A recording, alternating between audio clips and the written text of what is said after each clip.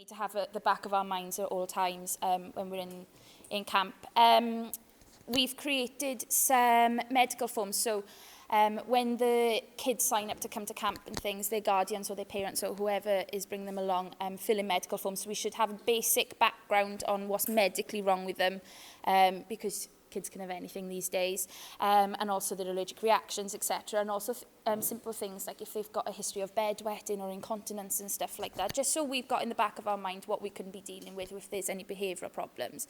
And we've also got medication charts because some of these kids may be on certain medications. But there's just a few quick things that I want to run through. And can I just have Chris and Wiggy just to do something a little bit practical? Hopefully, this will never happen in camp whilst we do it, but just in case, okay, we've got to be aware of if there is some sort of medical emergency and a child stops breathing or goes into cardiac arrest. I'm sure a lot of you have had the basic training of first aid and things. So we're just going to run through really, really quickly what we need to do if we find a child or even an adult, because one of us could get sick or something could happen. What would happen if this was to occur? So, Chris is going to be our child. Okay? Quite fitting, isn't it? Yeah. And Wiggy, you are going to be our big, as you are, okay? So, Chris is playing happily on the swings or whatever he's doing in camp and stuff. And suddenly he doesn't feel very well.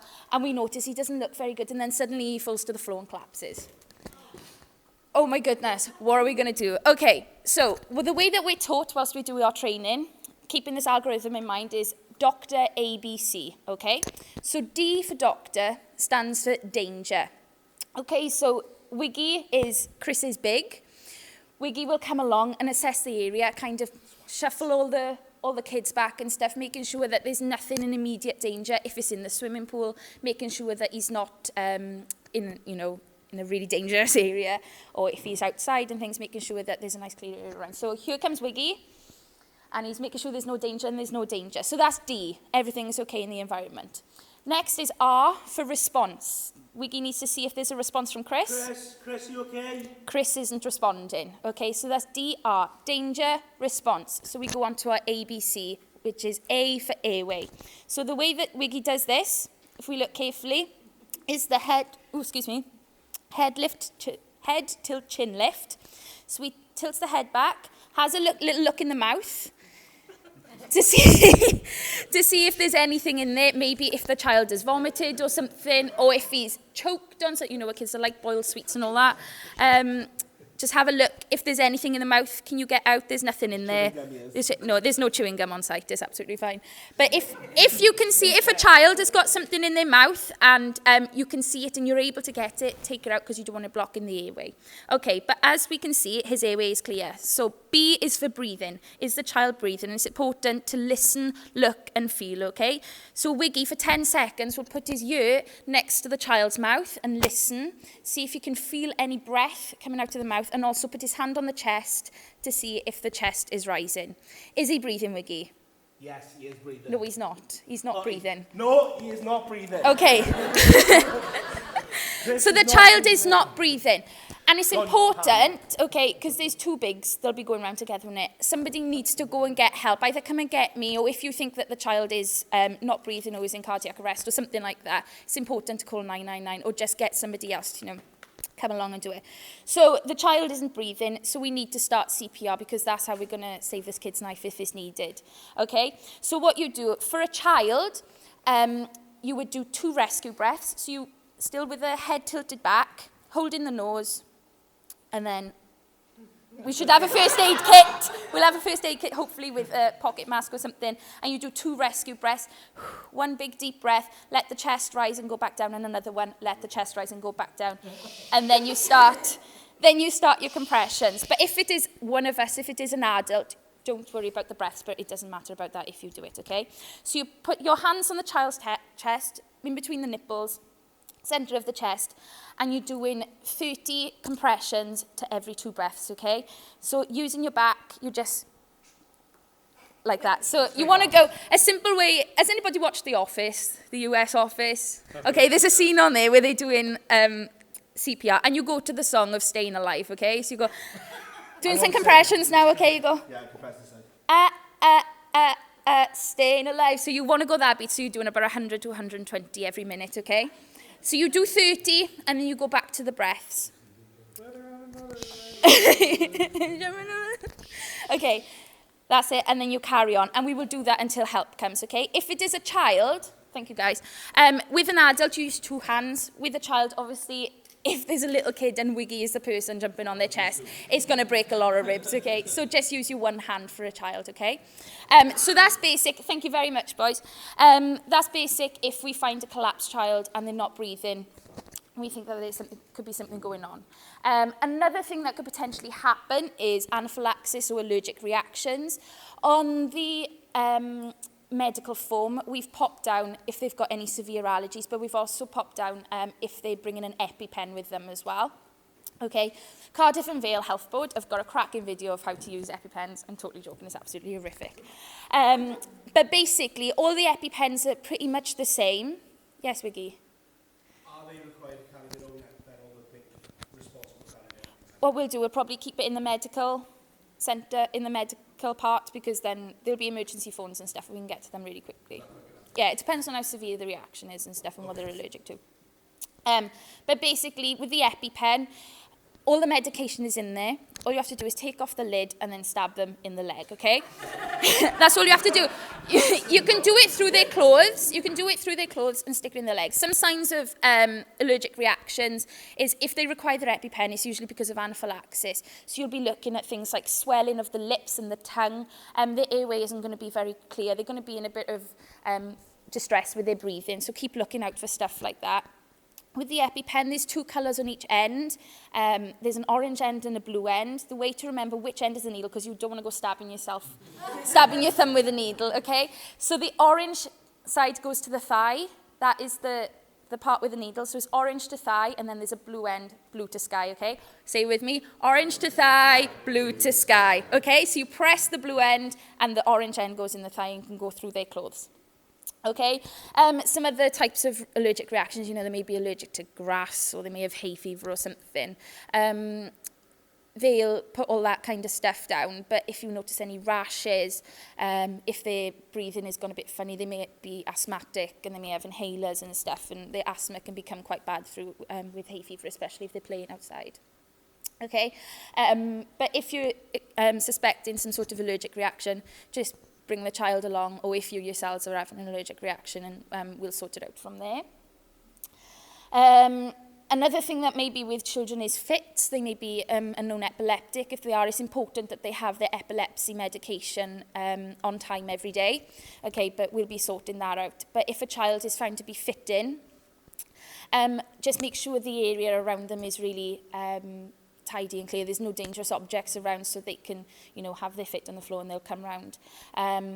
If the child isn't violently shaking too much, try and pop them on their side, because it just opens up their airway a little bit more clearer. And just let them, you know, finish having their fit, and then we'll get the emergency services then as well. Cuts and wounds are probably going to happen, you know, bumps to the head, bumps to the leg, whatever.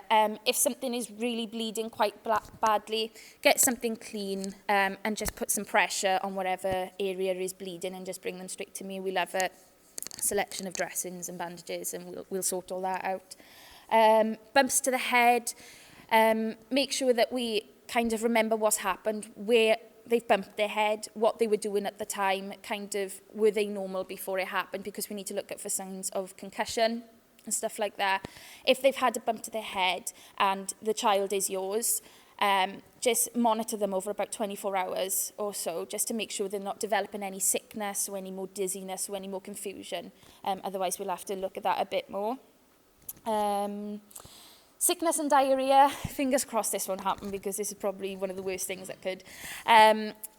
If D&V does happen, we need to try and isolate the child as much as possible so it doesn't spread. Let's all make sure our hand washing techniques are absolutely fine when we're doing it, making sure that we're not sharing too much stuff to pass on germs. And let me know as well if they've got sickness and diarrhea.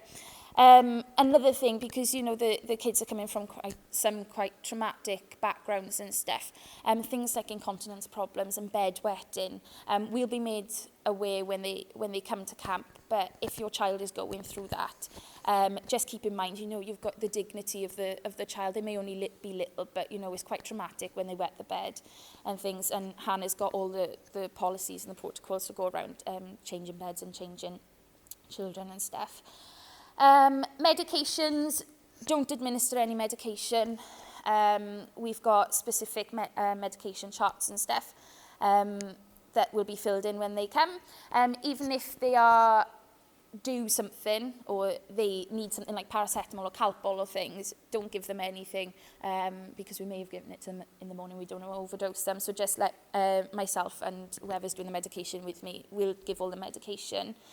Remember, if you think that there is some sort of emergency, whether there is something simple as somebody cutting their arm or if a child has collapsed and isn't breathing, remember you really need to call for help. Don't try and do it on your own. Make sure that you are safe, that the other big is safe, but most importantly, the other children are safe as well, because we can become so focused on what's going on the floor. These kids need to be kept safe as well, so make sure you've got help at all times. But if you've got any worries, if you've got any concerns about anything, whether you are feeling unwell, don't worry about, just come to me straight away and we can try and sort you out. I don't think I've missed anything really, have I? Fab. Thank you very much. Just said that. Yeah. Oh, your medication. Yeah. Okay, so what we're going to do is certain, like the policies and stuff about medication, is that for children, all medication Caris will have, so they won't have their medication on them like unless it's an EpiPen because they've got a severe reaction, like allergy or something. And Sarah, so when they come in, whoever brings them into Caris, there's going to be people that'll even count the medication to make sure that there's enough there. For our medication, what you need to do is you need to tell Caris you've got it, and you need to tell her where you've put it as well, okay? So we've got our rooms, and the kids can't go in our rooms, so we can keep it in our rooms. You can't have it on you unless there's a need, which in that case you need to tell Caris.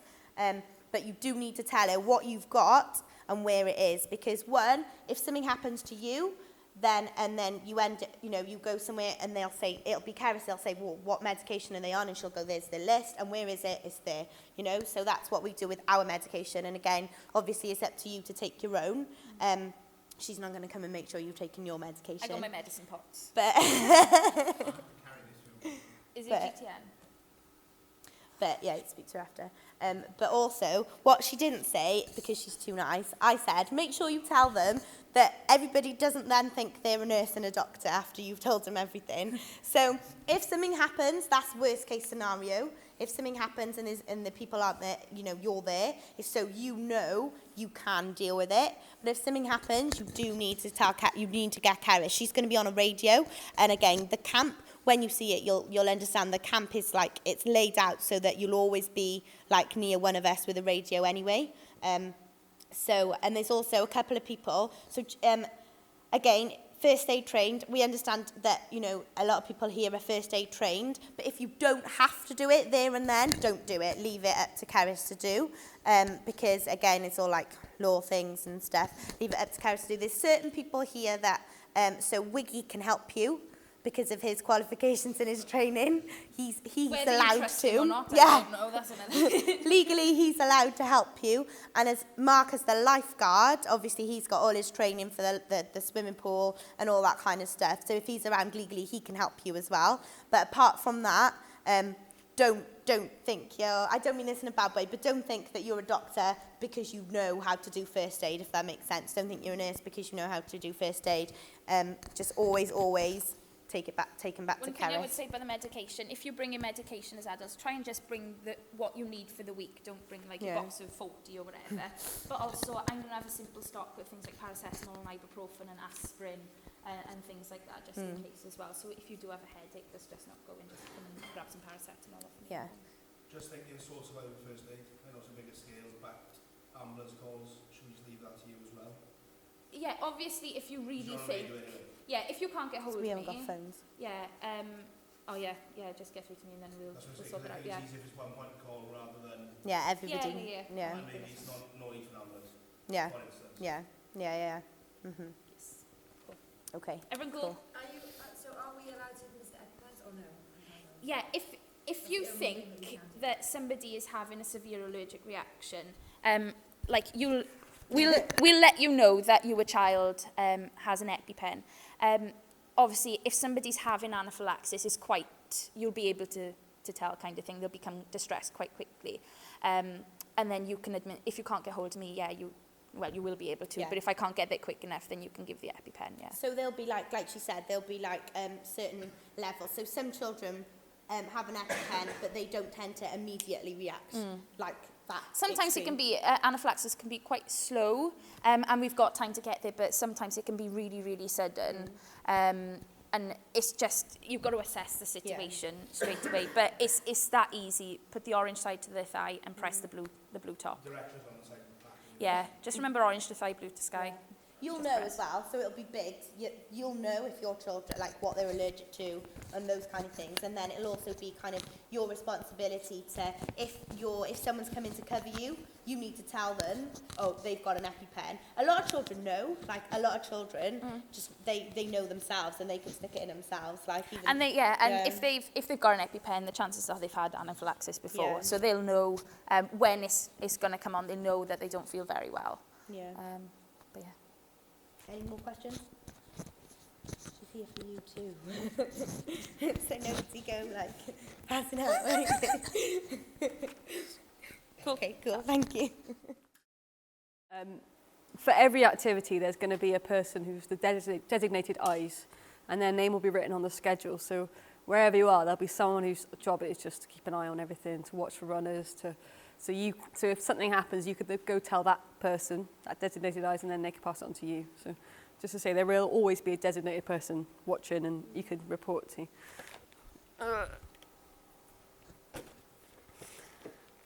Okay. Building awareness for our campers. This is in your manual, so anything that I don't necessarily cover in full will all be there for you to read later. And I recommend do read through your manuals if you can, because they cover everything that we're saying in a lot more detail. And it's worth it. So the goal of this chapter is, so if you desire to help children of abuse, you must understand how their abuse has affected them. You must also understand that the abuse has not permanently damaged them.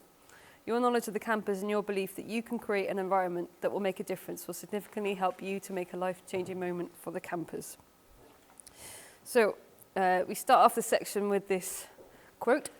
It's impossible to watch out for trouble and have a normal childhood at the same time. So what that's saying basically is when children have to expend a lot of energy kind of looking after in fear for their own safety and protection, less energy then is directed towards their physical, mental, emotional and social growth. So how are campers different to us? The campers are obviously similar and different to us, but too much emphasis on the differences to them or vice versa can prove to be problematic. So apart from the fact that they're children and we're adult, what other difference do you think there could be between the kids and us? Like what kind of background they come from, things like that. Yeah. Yeah. Yeah. Yeah. Great. Yeah. Someone's used to live in England and now Yes. happen to live in Wales. Yeah. Yeah, definitely.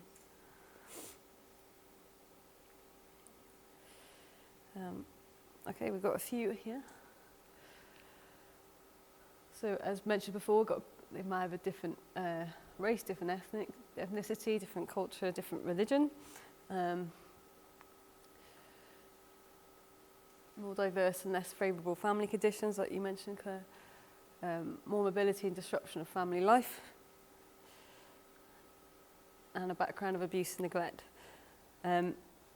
So it can be dangerous to think of our campers as just like a normal group of kids, because then we don't prepare ourselves adequately for the behaviours that might happen, that do happen from those children who've been abused and neglected. But at the same time,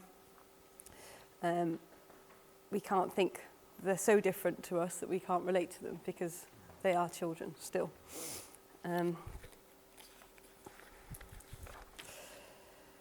So how are our campers different from other children? So children from loving homes tend to display trust in others, self-worth, self-control, willingness to try new things, socialization skills, such as table manners, taking turns, sharing, etc., and normal developmental skills. Many of our campers will evidence deficiencies in one or more of these areas. So we're, as a camp, do you want me to speak louder? Am I quiet? Yeah. So our campers are going to run better and do more to accomplish these goals when we realise that there will be differences and they're not going to trust us as easily as other kids. They're not going to potentially not have a greater sense of self-worth or self-control. So we need to respond appropriately to those things that they may not have that we expect them to have. So some of the campers will experience evidence delays in virtually all those areas that we just mentioned. So they could be like small for their age, could be behind in school, emotionally immature, socially challenged, whereas other campers may be physically advanced, but then immature socially. So for example, a camper may have a body of a teenager and sexually experienced with emotional age of a 5-year-old. Or the other way around is, oh no, sorry. So they could also be physically small but gifted mentally, or normal appearing but behind in school with zero self-confidence. So move on to the parentified child. So this is talking about children who may have lost their childhood in some ways because they've had to play a caretaking role for their siblings, and they've had to potentially lie, cheat, steal, just to do anything to protect their younger siblings or simply just survive in an unpredictable and neglectful environment. Still, other campers may have been exposed prematurely and inappropriately to adult activities such as sexual activity and pornography. But the one general principle that emerges that just because a child may seem mature on one level doesn't necessarily mean that he or she has the same level of maturity on all levels. So, as I mentioned before, just don't allow these perceived differences you may go in with to overshadow the fact that these children are children and they have lots of potential and they have an inherent ability to bounce back from their adverse circumstances.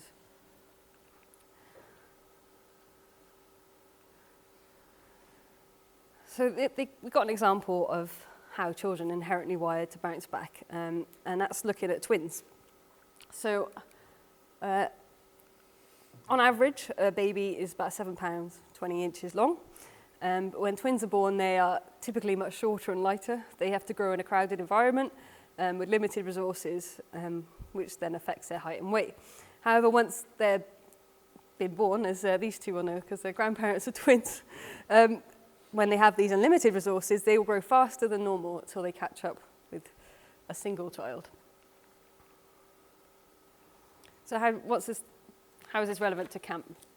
So there's some interesting parallels between twins and what happens to an abused or neglected child. So the definition of neglect means that a child does not have his or her basic needs for food, shelter, supervision, safety, or love met on a consistent basis. So these deficiencies can likely cause growth deficits in as we mentioned before, physical, social, emotional, intellectual, spiritual, or even moral. So when the kids come to camp, they find themselves in a specifically crafted environment for them that gives them the positive attention, nurturance and support. And then when the camper builds enough trust to engage in the program, we are likely to see them grow in a manner that we wouldn't normally see a child from a healthy family. There's an example of this, this kid called Andy. He's a RFK camper. He came from an abusive background. And I'm going to read this to you. I'll just put these up first. Prior to camp, he had a very low sense of self-worth, and his lack of positive attention created some serious behaviour management issues. It just so happened that Andy's counsellor was an art professor, and he took lots of time drawing out Andy's own artistic potential. Andy and his counsellor, that's a big, just the American version, bonded well that week. When the campers were asked what they learnt this week, Andy jumped up and proclaimed, "I'm an artist." The activity centre provided an environment for Andy's newfound artistic creativity, and he took advantage of every minute available to him to live out his new identity. Whereas a normal child from a functional family might not view pipe cleaner projects as anything special, Andy could be seen cranking out pipe cleaner creations under his counsellor's loving, encouraging supervision until the last minute of activity time was finished. It was Andy's time and opportunity to grow, and he seemed to be taking maximal advantage of it. The volunteers of that camp had an opportunity to reconnect with Andy some 12 years later at a special staff training session. Andy was now an artist in every sense of the term and was now in college studying graphic design. He recorded his time at camp and his moments with his counsellor as a critical time in his life that drew out some of his inner potential. So that's just an example of just seeing the kids' potential. That's what we are there for. So the more formal term for bouncing back from adversity is child resiliency. So the definition of this is the ability of every child to overcome adversity if important protective factors are present in one's life. So we have that opportunity at camp to enhance that resiliency.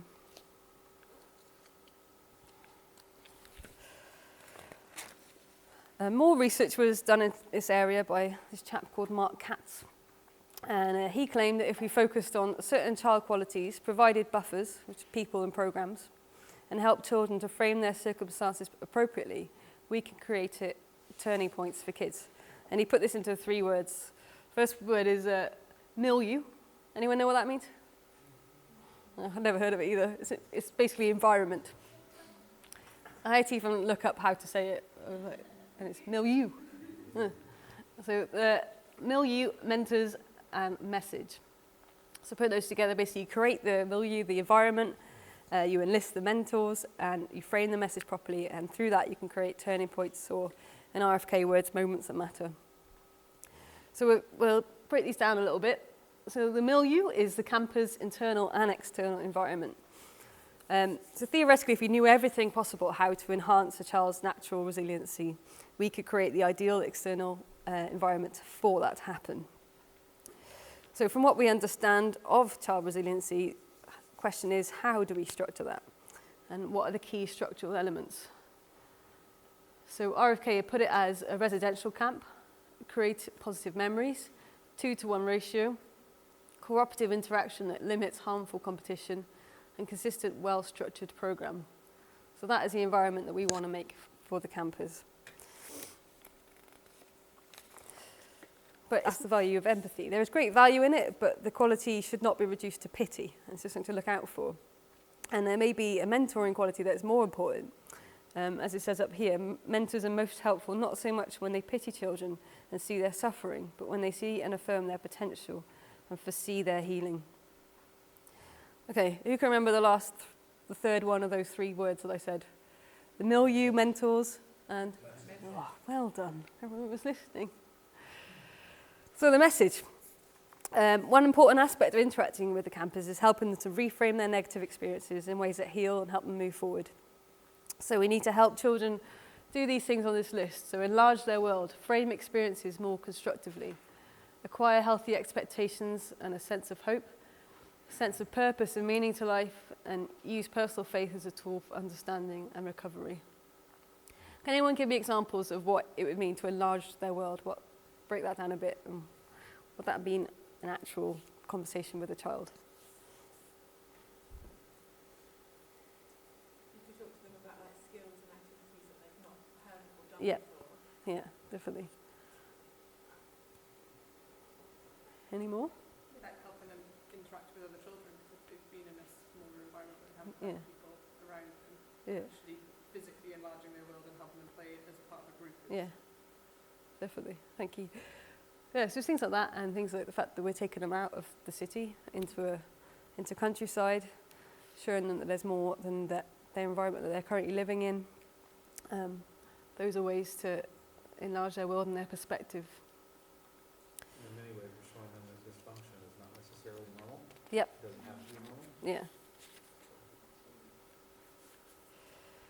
So on reframing bad experiences, that constantly surprises me.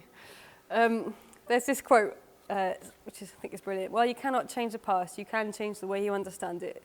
You could frame your story around themes of your resilience or themes of your damage. You can find reasons to be proud in some of your worst memories, or you can let yourself be overwhelmed by the harm of it all. And our job is just to help them do that, help them to reframe it, help them to see their strength and the things that they have inside them that have got them through this. So, RFK seeks to create a premium blend. All you coffee fans out there?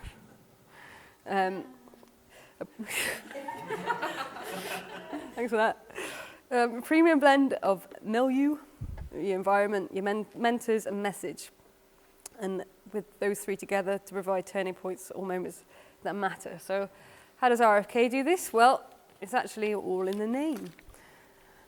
Royal Family Kids Camp. So the message, that is royal, that the campers are a royal heritage, they are part of God's family. And as such, they deserve royal treatment. Family, those are the mentors, the bigs are the staff that will bring the program, the environment to life. The kids is the internal environment. So remember, campers for campers, we will keep telling you that. They are our focus. Everything about the camp is to provide them positive experiences and to help promote qualities in those kids like self-esteem, playfulness, hope, skills. Camp is the external environment, a camp away from home, like I said, in a beautiful countryside, and a week that is structured to do all it can to foster positive memories and to promote that resiliency that's within them. So if we live out the themes in the name of Royal Family Kids Camp, our campers will encounter turning points that during a week that may change the course of their lives in positive ways forever. So, you may remember this from last time. We either have 3 questions or 3 takeaways, three things that you've learnt. So you only have to say one, but I'm not going to stop until 3 people have spoken. So go.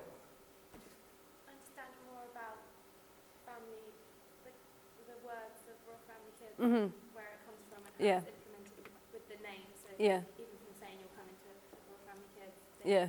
they know what, Yes. you explain what that means. Yeah. Thank you. Takeaway is to start praying that I would have wisdom to see the inherent ability or talents or strengths to try to speak back to the child that Yeah. I was at the time. Brilliant. I like the changing their mentality and what they can't do, and sort of the negativity within them, and give them hope that they can do it. So it's the whole imagine the world thing. Brilliant. Does anyone have any questions? No? Great. Hannah or Misty? You're up. Someone.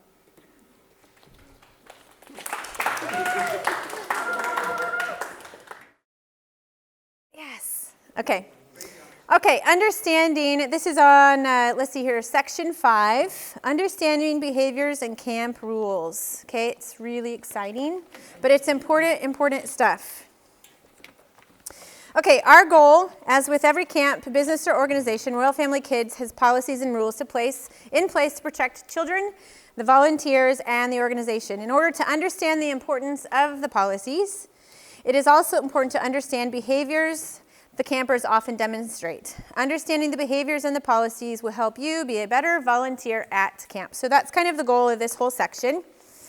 And it's really important to remember that in treating these children royally and giving them a week of amazing experiences, in a scriptural sense, we're offering them a cup of cold water. We're being refreshing and bringing hope to kids that maybe don't have a lot of hope in their lives.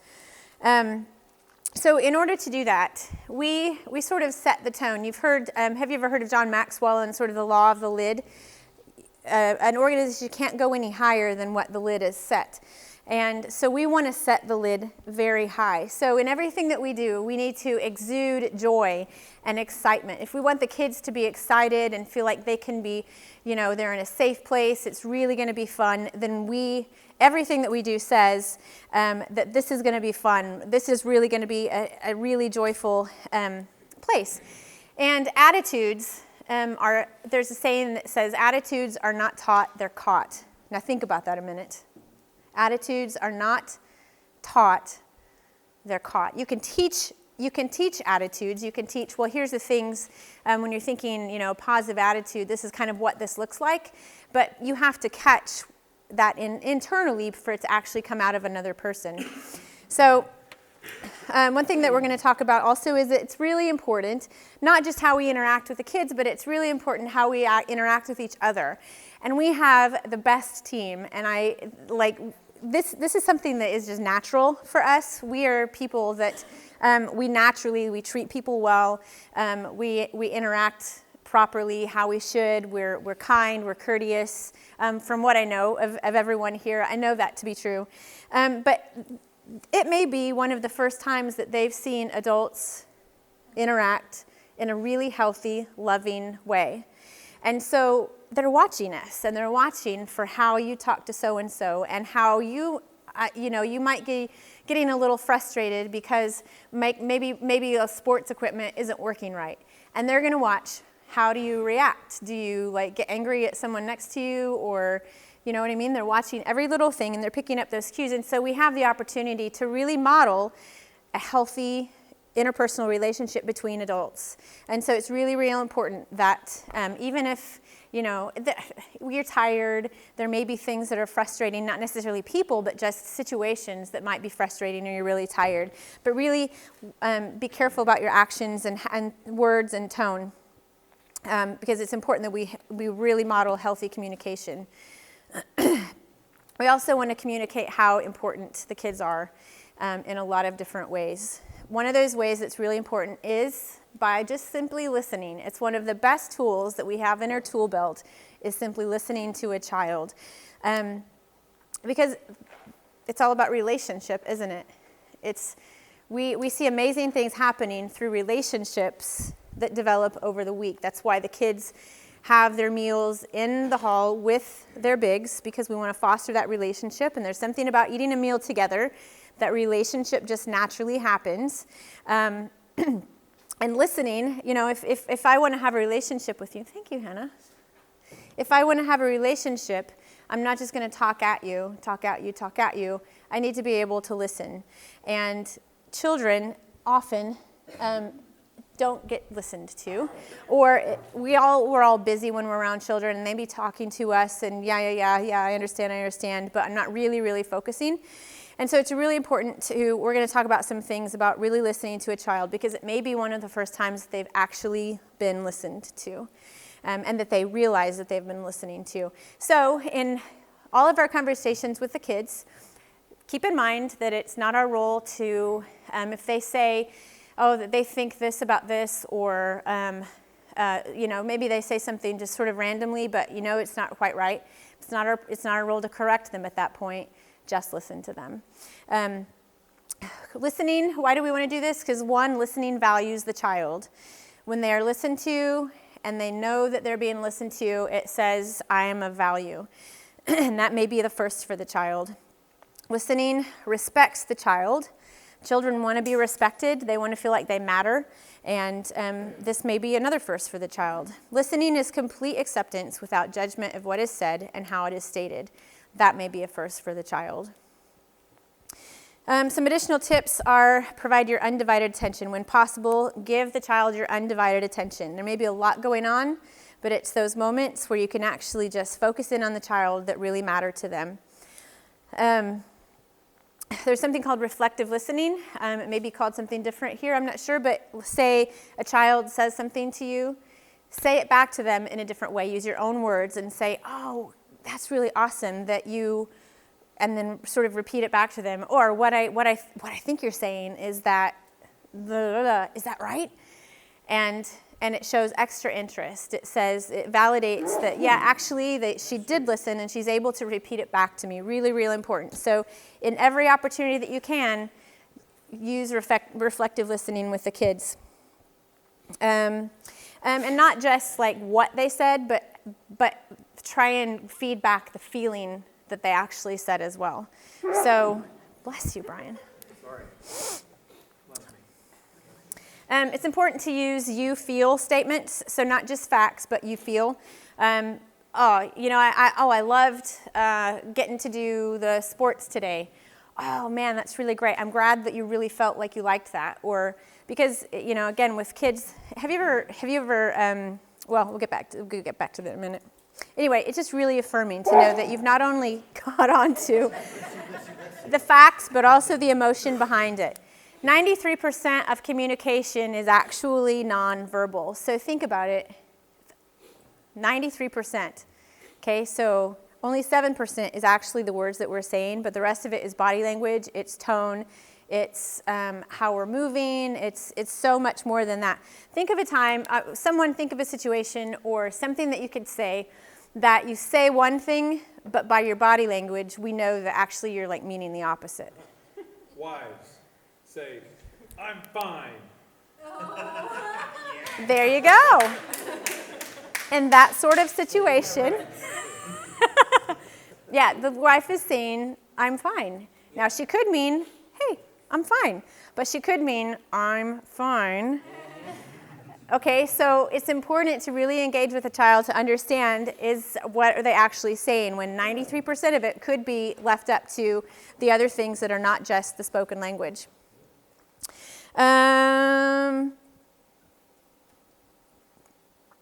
Okay, these are important things when you are speaking with a child and listening to a child that are important. Face-to-face communication with a child that has been from a background of abuse can be uncomfortable. Not all of them. Some of them it might be just fine. But face-to-face, eye-to-eye can be uncomfortable. So be aware of that when you first start interacting with your child. Maybe do a little eye contact, a little face-to-face, and then give them a little break. Now, this is difficult for me because I'm more of an intense kind of interpersonal person. I'm really affectionate. I'm touchy, and so I'm going to have to hold back. But it's important to know that you might freak a kid out by like just too much direct. So give them a break, turn away, look at something else, and then come back to them. When you initially meet the child, face-to-face, physically, side-to-side might be a bit better. So, you know, just your body language rather than, hey, you know, what's another thing? If the child's shorter than me and I'm straight on, I'm looking straight at them, what's another thing that could be intimidating? What am I doing right now? Yeah, I'm much taller than they are, well, potentially. And Harriet, you would be taller than your child, I'm sure. And so, no, Sarah, you might not be. You might not need to lower. But that might be something when they first get off the bus and you're meeting them, be aware of that, where maybe you actually need to get down to their level or even lower so that it immediately removes barriers to the relationship, because it's all about being able to build the relationship. Okay, duration of eye contact, tone of voice. Okay, if you know that you have sort of an intense voice, maybe tone it down a bit, you know, a nice, gentle, soothing kind of voice. Hey, it's really good to meet you, or, you know, it just depends on the person. You know, you may not be you may not be an intense kind of person in the first place, but be aware of these things. Okay, avoid quick and sudden movements. Okay? So, you know, just to be aware, you know, some kids may have, you know, something that's happened to them where allowed, or you may just be swinging to like because there's a bug in the air or something like that, but it could be kind of like just reactionary to the child. So just be aware of those things. Okay, although the camper may have or may need a therapist, we are not here to fill the therapist role, are we, Lucy? We are not therapists, okay? You don't have to know where the fire started to put it out. Simply listen to their perception of the day, the people they've met, and the things. Okay, so let's go through this list. What am I going to talk to my child about? Okay, how am I going to build that relationship? What kind of things am I going to listen to? Ask them questions about, hey, their day, but specific kind of questions. What was your favorite thing today? That sort of thing. They've met loads and loads of people today. They've met grandmas and grandpas. Everyone that's here they've never met before. And they're summing these people up. And that may be something that they want to just verbalize and process through all the people. Maybe people they like, maybe someone that I don't know how I feel about them. But listen to their perception of people that they've met. Things that they've done and made. They've done activities. They've made things in the activities that they're going to be really, really proud of and they want to tell you. Make sure you create opportunities for maybe those things to come up. Ask questions that are not going to be yes or no answers, but are sort of leading questions. They're going to lead to other things to give them an opportunity to spark, oh, I made this and I want to tell you about it. Or, yeah, we'll make sure we go look at that tomorrow, or, that sort of thing. And then help them engage in activities and experiences. Some of them may be kind of hesitant, reticent at first to want to participate. They may want to hang back. So just do what you can in not a forcing kind of way, but just an encouraging, hey, why don't we go do this? Or, if you're partnered with another big and there are 2 kids and you see that maybe one of their kids is just a bit hanging back, hey, why don't you come with us? We're going to have a really fun time. And try and get the kids engaged in the activities. A couple of quotes that are really, really good. It says, being heard is so close to being loved that for the average person, they are almost indistinguishable. It's really important. Have you ever been in a situation where, even in a spousal relationship, where you feel like they're not getting it? Nope, this never happened with us. We always listen, we reflective listen. What I'm hearing you say, Brian, is that you feel like, I'm fine. Okay, and the other one is, like tender limbs of a tree, children can be bent only so far before they're broken. But broken isn't a frightening word to God. He was once broken for you and me, but he is whole and strong and powerful again today. And it's amazing that we get to be a little part of just a little bit of healing for those kids as we go through the week. Okay, diffusing anger. Anger is a human emotion we've all experienced. For campers, the expression of anger may occur in difficult and unexpected ways at camp. No matter the level of the angry outburst, remember that our goal is to diffuse the anger and allow the child to return to having fun at camp. Okay, so it's not to diffuse it and then go be punished or exclude, or, well, see, you did that, and so we're not going to get to do this now because you did that. Okay, it's not to sling guilt or anything like that. You diffuse it calmly. And then as quickly as you can, you get them back engaging in the activities and the fun stuff, because that's what the week is about. Okay? Yes. Awesome, Helen. Okay. So one thing is, let's say, number 1, be angry and sin not. It's a funny way to put it. But there may be situations where either the child is angry and we're angry. It's just diffuse, okay? Number 2, pray silently. Say you have a child that you can tell something's about to pop off. Just in your own head, oh Lord, I pray that you help this child to calm down. Help me to do what I need to do to calm the situation. You just pray silently for the camper for the situation to just calm.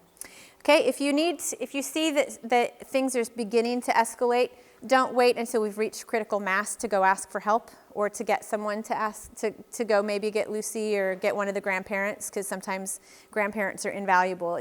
They walk up and the situation gets better just simply because of their calming influence. So when you see it happening, maybe you have another adult right over here, give them the wink or something that, hey, you see what's going on here? Could you, get some help just in case? And the other people may walk up and maybe not join what's happening because it may be gone before it ever gets anywhere. But don't wait before it gets to critical mass before you actually think, oh, I should probably get help. Okay, verbalize feelings of the child. For example, camper says, that's not fair, what just happened, okay? Rather than arguing why actually, yes, that is fair and you need to just get over it, you verbalize back that you understand that you feel like it's not fair, and then try and redirect. Well, let's go do this instead. Okay, or maybe we can try this activity, something like that. So you don't have to disagree or challenge, just listen and let them know that you're listening.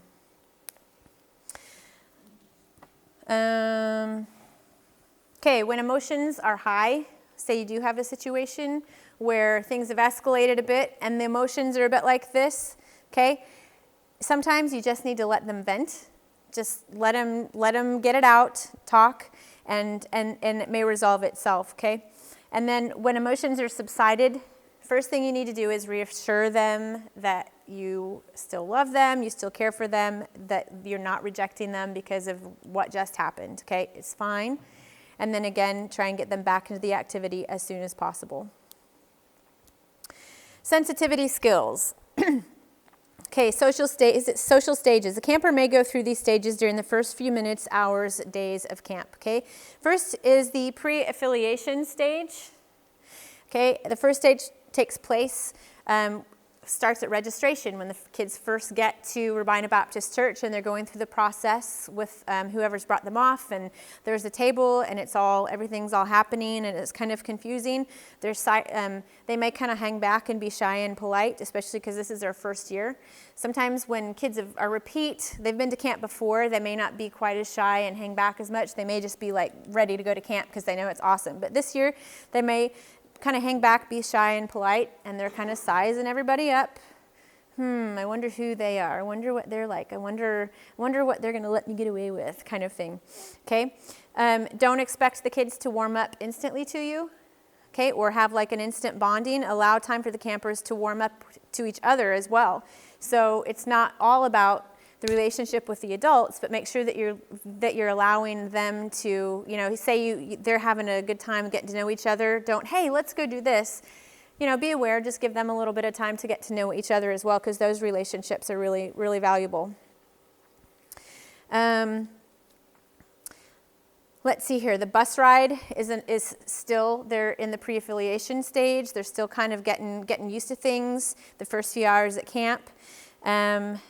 Some things to do to kind of help them adjust and get used to things is maybe a name game with your campers, where I think in the book it lists, like, if say your name is Liv, so Liv is lively, she's,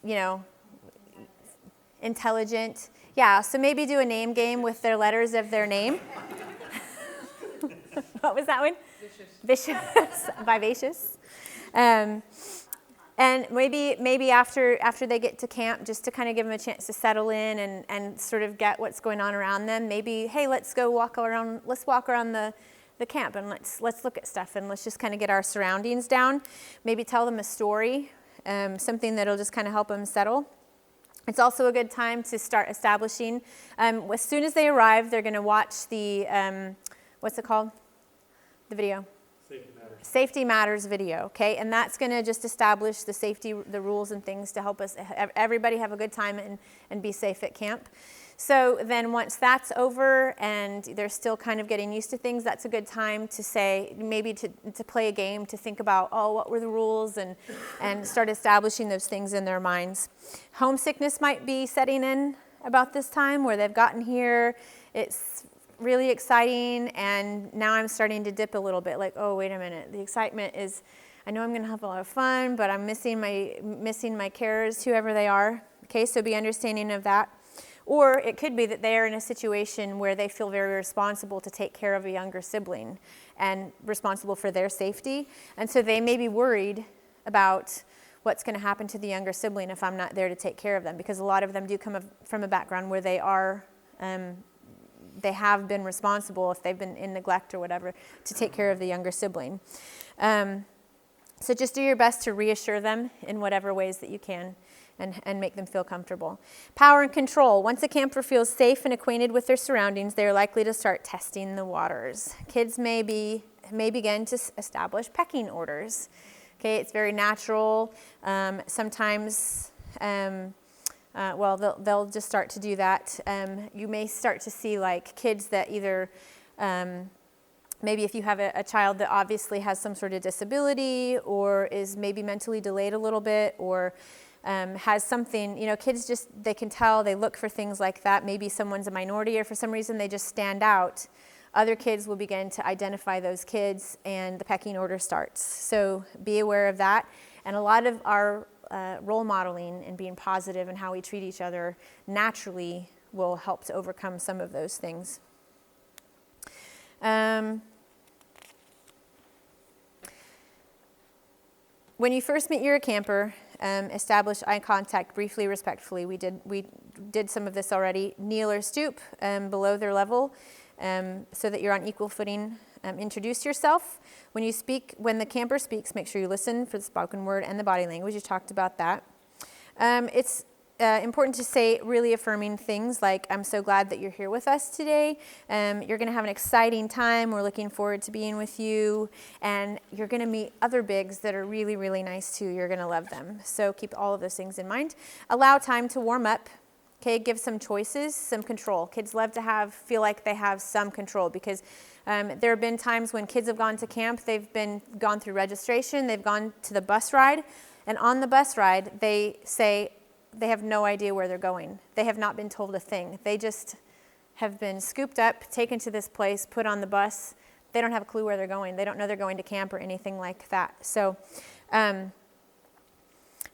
give them a chance to kind of warm up and some choices. They didn't have a choice to come here, but you can give them little things to have control over. Do you want to sit down and as we introduce ourselves, or do you want to stand up while we introduce ourselves? Would you like to walk around a couple minutes, or do you want to do this? So just introduce some choices right away to make them feel a bit more empowered. Your camper may be nothing like what you expect them to be like. So just be prepared for that. You may have like your idea of what your child is going to be like, and you may get there and they are nothing like what you expected. But be aware of that, or maybe just be a blank slate in the first place. But flexibility is the thing that we value here so much. Blessed are the flexible, for they shall not be broken, right? And let me just say, cool, am I over too far? Sorry. It's been really cool because everyone has just said in answering certain questions, like, I just want to be flexible, and yeah, I'm willing to do whatever. And so that's really nice. It's not going to be a problem. Be aware of a variety of motions. Get acquainted games, similar or different games, name games. Be impressed with your child. Okay, have you ever have a child, a niece, a nephew, a friend? Okay, what do the kids always, they're doing something, what do they always say? Hey, look at me, look at me, look at me. Dad, look what I can do. Hey, look at this, look at this. And they may have made something or may have just figured out how to do some sort of cartwheel. And watching them once isn't enough. You have to watch them, no. Let me do it again. And they got to watch it over and over and over and really make a big deal and be impressed with whatever the kids do. Be sensitive to any cultural differences. Be aware. Of course, you're going to know, Hannah will, if there are certain cultural differences, or child comes from a background that would be completely different, then you'll be aware of that ahead of time. You'll be able to think those things through ahead of time. Explain your role in the camper's life for the week, such as, I get to be responsible for knowing, you get to be responsible for knowing where the child is and that they're safe. So communicate them. I get to be the one. Like it's a big deal. I get to be the one that helps keep you safe and make sure that you have fun this week. Make a big deal that you get to have meal times together. Like, oh, we get to eat together every day. Isn't that exciting? And because some of these kids may never actually like eat a meal with people at a table. So make a big deal of it. And then just generally your role. You know, we get to have a lot of fun together this week. I'm really excited about that. Find a fun way to, again, explain the basic camp rules. Okay, yes? Abby? Thanks. Yeah. For those of us who are kind of like peripheral staff, Yes. I'm presuming we're going to be around, obviously. Yes. And it's one of those things where obviously the bigs really do need to create a bond with the kids to begin with. It's not that we won't be there, but it's that time. Do we wait for the bigs to introduce us? You know, because we don't want to be trespassing in on time that belongs to the bigs. But there's an opportunity in that moment, I suppose, when they're doing the introductions and stuff, for us to be introduced to the children without us going, you know, with a big around, hey, how you doing? My name's, you know, and so, or even not being present. So how would you suggest that we do that as a team? Did you want to answer that, Hannah? Yeah, I was going to say, so there'll be certain people who will be introduced at the safety video. So like Abby, Lucy? Grandma, Grandpa. There'll be certain people like that get introduced then. So the children know who you are, obviously, because they need to know what you're doing and that you're keeping them safe and stuff. But for the other people, what we'll say is, there are other people here as well, that they all do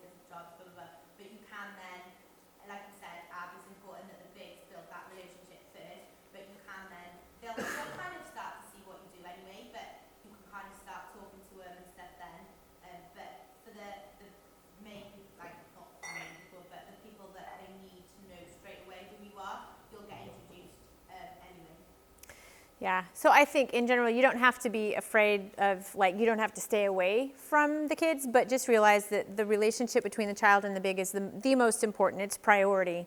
And just don't do anything to interfere with that, basically. And for the kids at home, what we've just said is that certain people, like grandmas and grandpas, social worker, nurse, safety person, will get introduced after the Safety First or Safety Matters video, so that the kids know who's responsible, as well as their bigs, to keep them safe. And then the sort of peripheral people that maybe don't get introduced right there, they'll get to know you as the camp goes on. We're going to call her a social worker. It's just some kids' experience of social workers isn't great. What do, I spoke to Lucy about this, and she's gonna come up with who she wants to be. Someone asked if the camp social worker is called the social worker, and we'll have a different name for the social worker, like the fairy godmother. Yeah. Hey, you can dress up like. And and have a jar of pixie dust, and spread pixie dust everywhere. Oh man, I love it. It's I have got exciting. another actual question. Yes.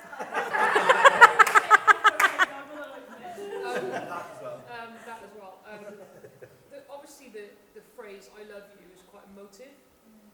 I mean, you've got to, like, and I'm not saying obviously it isn't used, but I'm not talking about necessarily the first time. I was going to ask at the end, but I would have forgotten. How do we do that if the kid says "I love you"? How do you deal with that?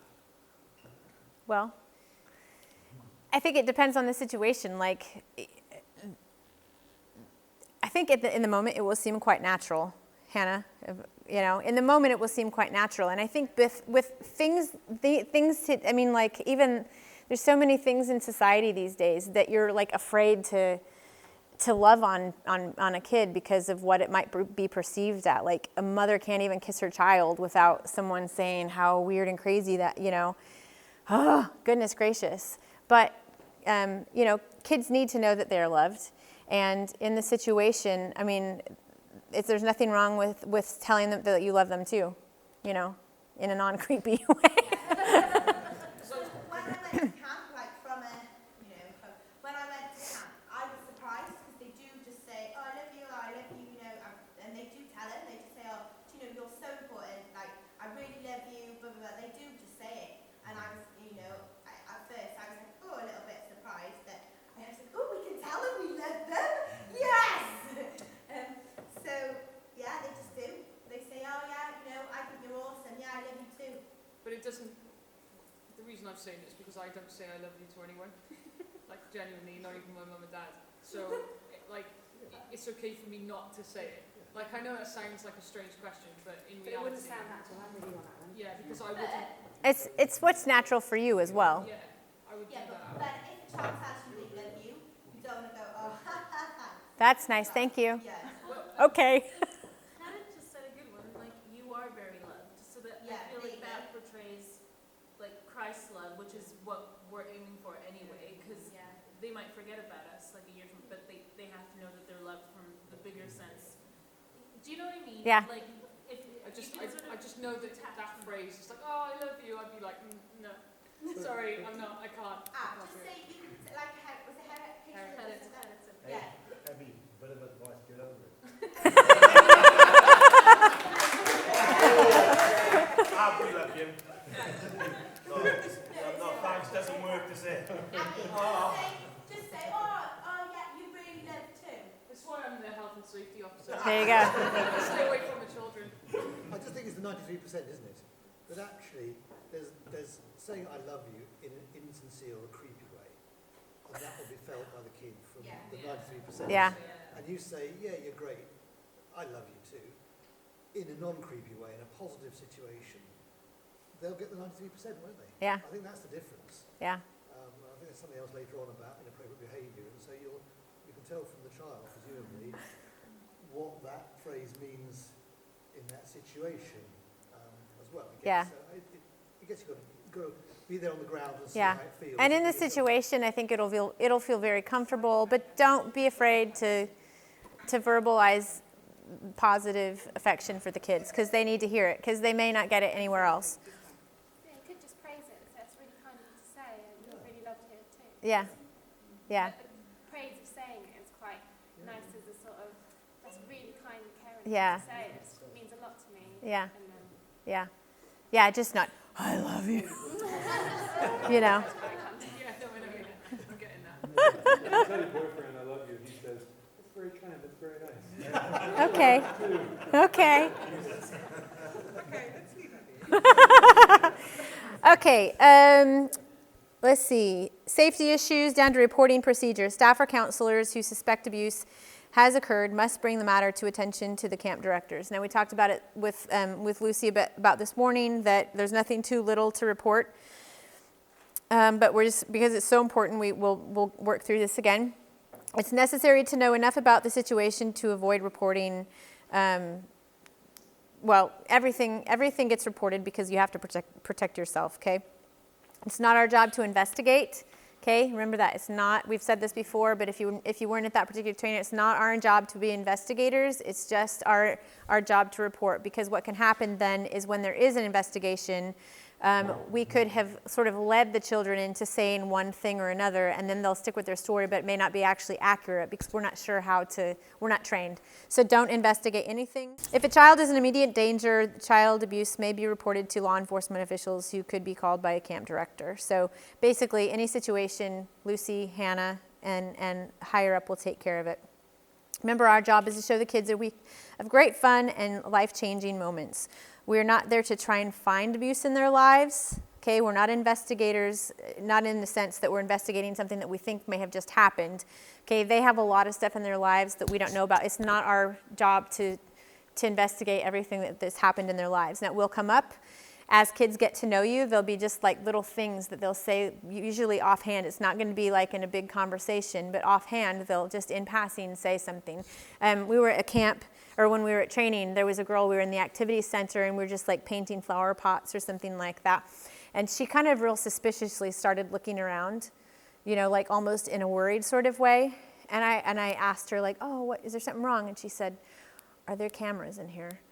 And so that said, it was just like a little thing in passing, but it said what possibly could have happened in her background, that she was worried about cameras being in the area. So anyway, maybe little things that just will come out and you'll know, but it's not your job to try and dig up what has happened in their lives.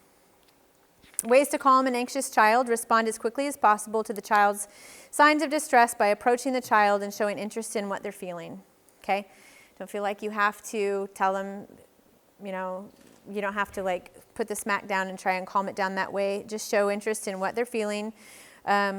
At that situation, don't hug or touch the child unless they say it's okay, because with some kids, it's just going to make it worse. Listen to what they're saying in their words and their actions. Nod, summarize, reflective listening, what they've said to you. Take whatever they're feeling, especially if it's something fearful, take it seriously, okay? Don't just kind of blow past it. Be as relaxed as possible, okay? If they see that you're building and building, it just makes everything build and build. So it's even more important when things are escalating that you come down and you talk softer and you get lower and you're more gentle and you're even more relaxed than you would be otherwise. Provide appropriate outlets for strong emotions, including anger, frustration, sadness, loneliness. Okay, so some of the suggestions at some camps was there could be a punching bag somewhere, and if they need to just go do a punching bag, then they can do that. Okay, if maybe a quiet corner, which we will have like a sort of a little timeout quiet corner. Maybe something that, oh, would you like to, maybe an item or something that they could look with or play with to just kind of give them a bit to calm down. Or maybe, hey, do you want to go for a run? Hey, let's as a group, let's just all go for a run around the camp, like blow off some steam that way. Okay, medical issues. The camp nurse is responsible for collecting and dispensing medication. We talked about this morning. We talked about your medication. Infection control. Wash your hands regularly before meals, after meals, after you've gone to the activity, after meals. I don't know. Are you laughing? Sorry. Oh, that's funny. maybe after the activity center. What we don't want is one kid getting sick and infecting everybody else during the week. So just make sure that you're using good hygiene. Hand sanitizers would be appropriate if there's not anywhere to wash, but in this facility there are, so preferably just wash your hands. Let's say that, if we ever have like a cut or something, we're gonna go get Karis. Let's just leave it at that. If there's a cut or something, go get Karis. Make sure that you just attend to the child quickly. Camp rules and religious policies. Okay, here's an overview of them. The most important thing is at camp is to create life-changing moments through relationship, treating the kids like royalty. Okay, there's rules everywhere. Sports rules, there's schools at work, there's government, churches, board games even have rules. And so anyway, that's why it's so important that we have these rules, is to keep the kids safe. Something in Scripture is that the Pharisees really enjoyed enforcing rules. The Pharisees were always like picking apart the things that they said that Jesus and the disciples were doing. But they missed the bigger picture about rules, and God made rules just to protect us, not because rules were like the most important thing. So we need to keep that in mind. What we're looking for is to be diligent and consistent with the rules, enforcing them, and it gives us a great success at camp.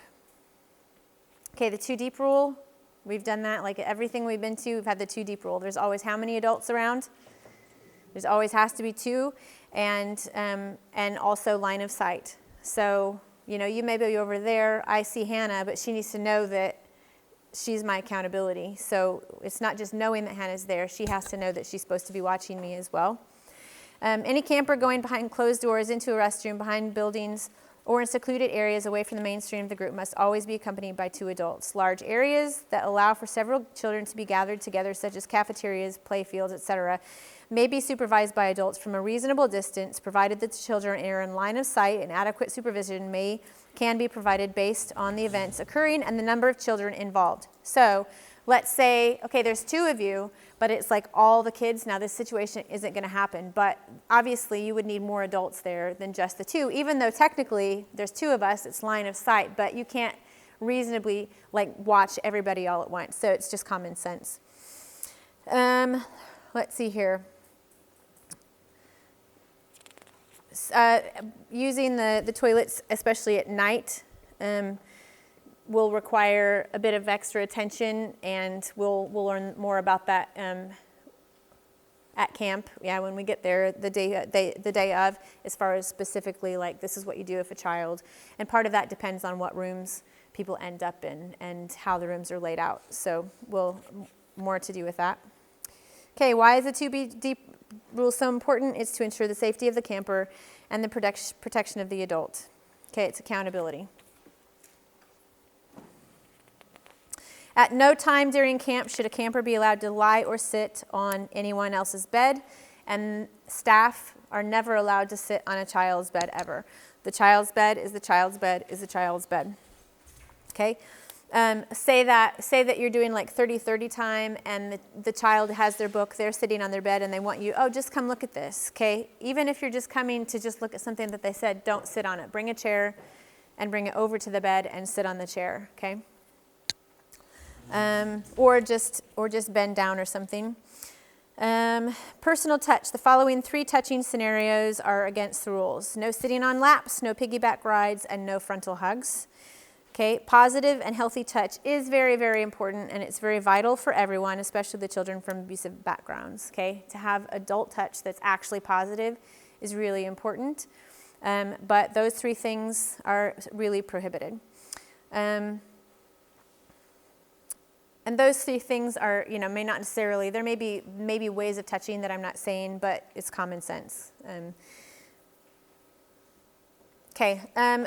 Let's say a child comes up to you and they're so excited, and you went to do something else, and you come back and they're so excited to see you, and they just run up and like grab you and hug you. Okay, one important thing to do is not like reject them. Don't make them feel like, ooh, I don't want to touch you. Because then, they've had rejection their whole life. Okay, you just, oh, okay, well, whew, that happened. And then just redirect it as quickly as you possibly can. Okay, so yes, front hug. Now we're going to side hug. Okay. Okay, that's good. Because sometimes it'll be in a situation where you just can't help. Or maybe a kid, like, you're sitting there, and then another kid, like, they just come up, and they're on your lap. And you're like, I didn't see that coming. Okay, then you just very quickly pick them up and move them to the side. Okay? So you're not going to be, like, kicked out of camp because for 1 second a kid, like, hugs you or sits on your lap. But it's just the very quickly redirecting to something else. Because the kids will initiate forms of touch, especially if they're very sexualized. They may initiate kinds of touch that are just inappropriate, bordering on inappropriate. Again, be careful not to seem like you're rejecting them, because to them that's where they are. That's just normal to them. So just redirect it so that then they're modeled healthy ways of touch. If a kid is maybe handsy in a way that is like, oh, that's kind of bordering on inappropriate, okay, either just hold their hand, or you can, like, if you have an object or something like that, like maybe you have their little activity book, oh, could you hold this for me? Put something in their hand. Maybe it seems like they're doing you a favor to hold something, and let them just hold that, and it occupies their hands. So it's always kind of redirecting in some way, either through an object or physically somehow redirecting. Okay, why would it be so important that we don't do piggybacks, frontal hugs in camp? Okay, we know that in healthy situations, there's nothing wrong with a piggyback or a frontal hug. But these scenarios are used by pedophiles to break down the child's resistance and gain access to further abuse. So what can seemingly be just innocent and, can be used by people that do have ill intent. So we just have to go the extra mile to be careful about that. The following guidelines deal with the ways of the way persons touch each other. The most important touch in a positive sense cannot be stressed enough. Children need positive touch. Don't assume the camper wants to be touched. Okay, maybe they really just don't want that. Maybe for some reason they just they really don't want it. Okay, their body language is going to tell you that, so be aware. They're going to pull away. They're going to do things that are going to say, please don't touch me. Be sensitive to that, or ask permission, in a very casual, just nonchalant way. Hey, is it okay if I just, shoulder, hey, casual about it. It doesn't have to be weird or anything. Let's see here. Side hugs, redirect. Photography and videography. No distributing, posting, or publication of identifiable photos or videos of the children to anyone other than the children themselves. So we will not have our phones. We will not have cameras. They'll be locked up. We will have camp photographers that are always taking pictures of the children for their own photo albums. And there may be some that are taken from, like, we only see the back of the children. Nope, we're not even doing that. Okay, never mind. Just kidding. So anyway, it'll be just for their photo albums. So no pictures, nothing goes on social media and that sort of thing. Seems basic, but we still have to say it. They will have, each night, we'll take photos that have been compiled, and we'll make a little video so the kids can see themselves. They love to get them see themselves in like little video montages of the day.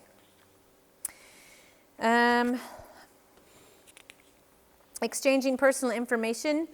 Do not exchange any personal information with the children, such as your last name, your address, your email, your Facebook, or your phone number. Okay? There may be times where you accidentally bump into them at the store or church or something like that, and that's fine. Those are just, but never are you to like volunteer any of that sort of information, any sort of further contact. Because in the States there are like mentoring programs and clubs, but that's worked out through social services later on. Medication, we talked about that. Name tags, everyone will be wearing the Royal Family Name Badge. Visitors that come will also have to have a name badge. So anyone that has the purple name badge, the kids know they're a safe person. So it's important to have it on at all times so the children can identify someone on the team. 7 guidelines for a successful camp. Make sure you're on time for all the activities that are going on. Attend them. Keep the cabins and the rooms picked up and tidy. Okay, sometimes that's a bit of a challenge, but encourage the kids to go ahead and pick up maybe at the end of the day or pick up in the morning. Keep all of the personal snacks, sodas. We'll have an area where the staff can go have some junk food and some snacks the kids would have, but don't give the kids any children, or don't give the kids any, don't do that. Don't give them any sugary snacks or anything like that. The facility, they make great food. They try and make really healthy things. They're awesome. They make really nice stuff. And so, the kids will have enough to eat. Reassure them that they will have enough to eat. One thing I don't know that we've talked about yet is the kids will hoard. Pardon? Oh, never mind. Just kidding. But they will have enough to eat, so don't give them any sort of snacks and stuff. Maintain consistency and adhering to the rules. Okay, make sure that you're following the rules because the kids are going to see you. Use common sense at all times. Cell phones. Hannah will have all of the cell phones, and Abby will have all the cell phones. Okay, so we'll have numbers for you to give out to your families, so that if there is a situation where they need to get a hold of you, they will call Hannah's phone and. No, not Hannah's actual phone. They'll call one phone, and then we'll get a hold of you straight away. Okay. Don't give out the physical camp address or location to anybody. No media. You run into some reporter. Hey, that's really exciting. What I hear you're going to do. Where are you going to do that? Don't tell them. It's at an undisclosed location.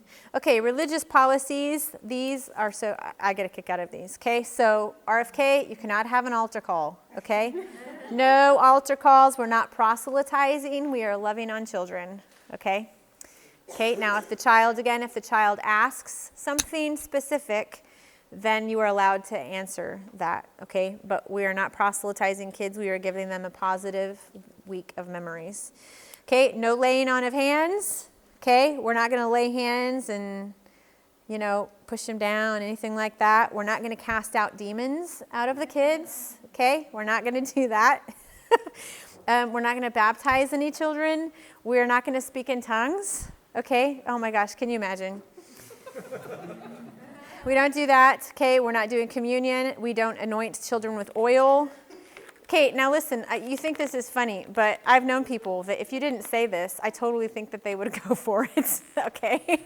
So, do you know the scenario? It was the last training that we had here that Hannah had us come up and, Helen and I come up and role play. What were we role playing? A teachable moment, that's right. And I said to the child something about the Holy Ghost. Because I've got the Holy Ghost, okay?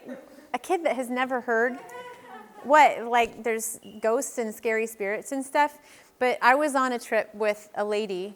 It was a missions trip with a lady. And on the train, she actually, she'd been told, we set down the rules. And I look over to see her. She's caught this young girl on the train, and I hear her, I don't even know if the girl spoke English, but I hear this lady saying, well, you know what your problem is? You don't have the Holy Ghost, and so you don't have any power, and I've got the Holy Ghost inside of me, and so I got power, and she goes on and on and on, but she's far enough, I can't do anything about it, there's people in between us. I'm like, oh my goodness gracious, and we said, don't do that.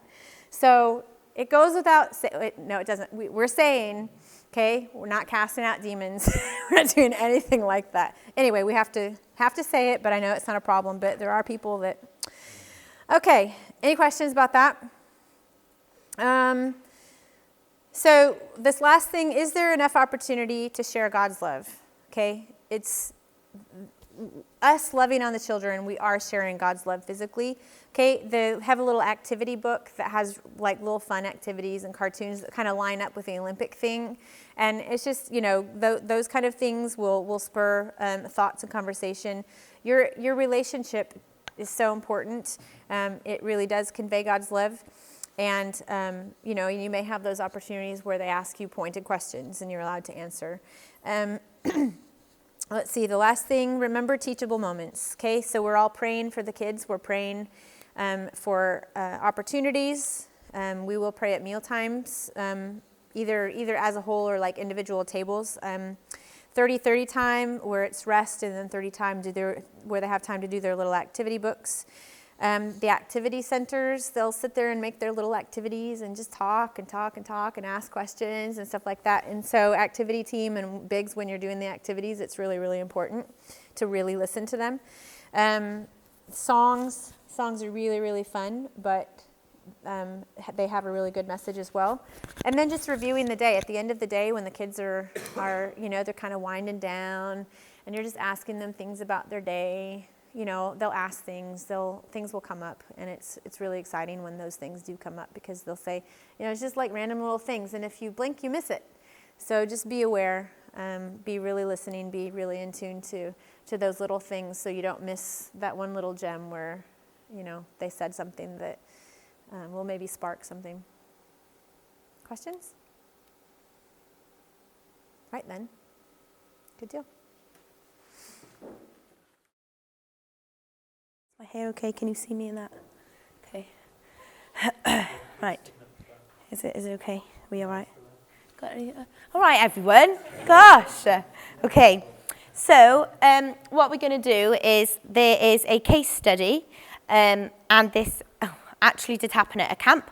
But what we're going to do is I'm going to read it part by part, and I want to know what you guys would do if this was happening to you, and then we can pick out like where it went wrong and where they needed to change what they did. Okay, so we'll see how much you remember from what Misty was teaching you. Okay, so one day during pool time, a small 9-year-old boy inappropriately grabbed the largest 11-year-old boy at camp. No adult said they witnessed that happen. So this has come out and nobody said they saw it. Nobody said they saw it happen. And apparently the 11-year-old boy kept it to himself. So this has now come out, but nobody's seen it happen. What would you do? Don't read the next bit. Who said the 9-year-old boy has said that? He said it to his friend. You would find out who was at the swimming pool at the time, which adults were there. Okay, so then it says, the story came out that night that the 11-year-old had shared what happened with his friend who was sharing the room with him. And the friend thought, oh, that's it, I'm going to go and get him. I'm going to go and get that 9-year-old boy, okay? So he's ready. He's off to go and smack him in the face or whatever. But people knew that this was happening. So the fight was stopped. So imagine Wiggy's there and he stops the fight. The fight was stopped before it started. And then the 11-year-old victim was pulled aside and, you know, asked, "Is what's happening?" And he said, "Yeah, that happened." The 11-year-old boy said, "Yeah, it happened." And then what they did is they investigated it, and they spoke with the other counsellors, the other bigs. They said who was there, and they learnt that the behaviour by the 9-year-old boy had happened all along. So even though no adult had seen it, by speaking to, in our case, it would be like Lucy, she would say, no, actually, that is a behaviour that they carry out, you know. So that's where the importance of any behaviour like that is reported, because in this case, it wasn't the first time they'd done it. So then, because of that, then, you know, you can understand that that was something that the 9-year-old would do, and then they had to follow that through then. So what this said was, they'd asked all the adults, so who was at the swimming pool, and who knew and who heard this being talked about, and they said, the adults said it was no big deal. So at camp, you know, obviously rules were in place for a reason, and at camp, the adult said, I didn't think it was a big deal. I didn't realise, I thought it was just a one-off. I didn't even know if the 11-year-old was telling the truth. They said it wasn't a big deal. And then it says, when everything was put together, along with the latest story in the pool, it was clear that the 9-year-old's behaviours needed to be reported to social services. And it says that it was found out that it wasn't his first offence. He'd done it quite a few times. He had a long history of being sexually abused himself. And then, so what they thought was just, you know, a one-off occasion. It was actually a really serious problem. And it was a possible symptom of the abuse from like what he'd been abused. And then he then became an abuser. So in that case study, so say now you've seen how they did it. So like Jess said, you would speak to the adults. But if you were the big that thought, right, there's this boy and he's running towards another boy. So his friend is like, I'm going to go and batter him. And he's going to fight. And you see that happening, what would you do? All that you know at this time is that this boy is going to smack this other boy in the face. Separate him. I mean, just keep him from smacking him. Keep him from smacking him.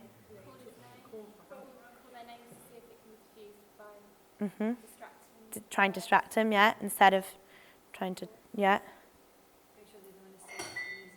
Make sure they're safe, yeah. Report that behaviour. Yeah, report just that behaviour without all the rest of it, yeah. Would you ask the boy why is he going to punch him? Would you say, oh, what's the matter? What's wrong? Yeah, but you wouldn't lead that conversation, would you? No, but Listen to why he was angry. yeah. So how would you find that out? Just say, why are you angry? Yeah, there you go. So you ask him, oh, what's wrong? Why are you angry? So then obviously, he then tells you. So who do you report that to? Fairy godmother. The fairy godmother. There you go. You've got yourself a name. Hello. Are you gonna walk around like this? I love it. I can just vision you doing it. Yeah. So, and then it says about reporting it, and that it was, again, for him, I suppose, a normal behaviour. So say now you knew that this was a normal behaviour for him.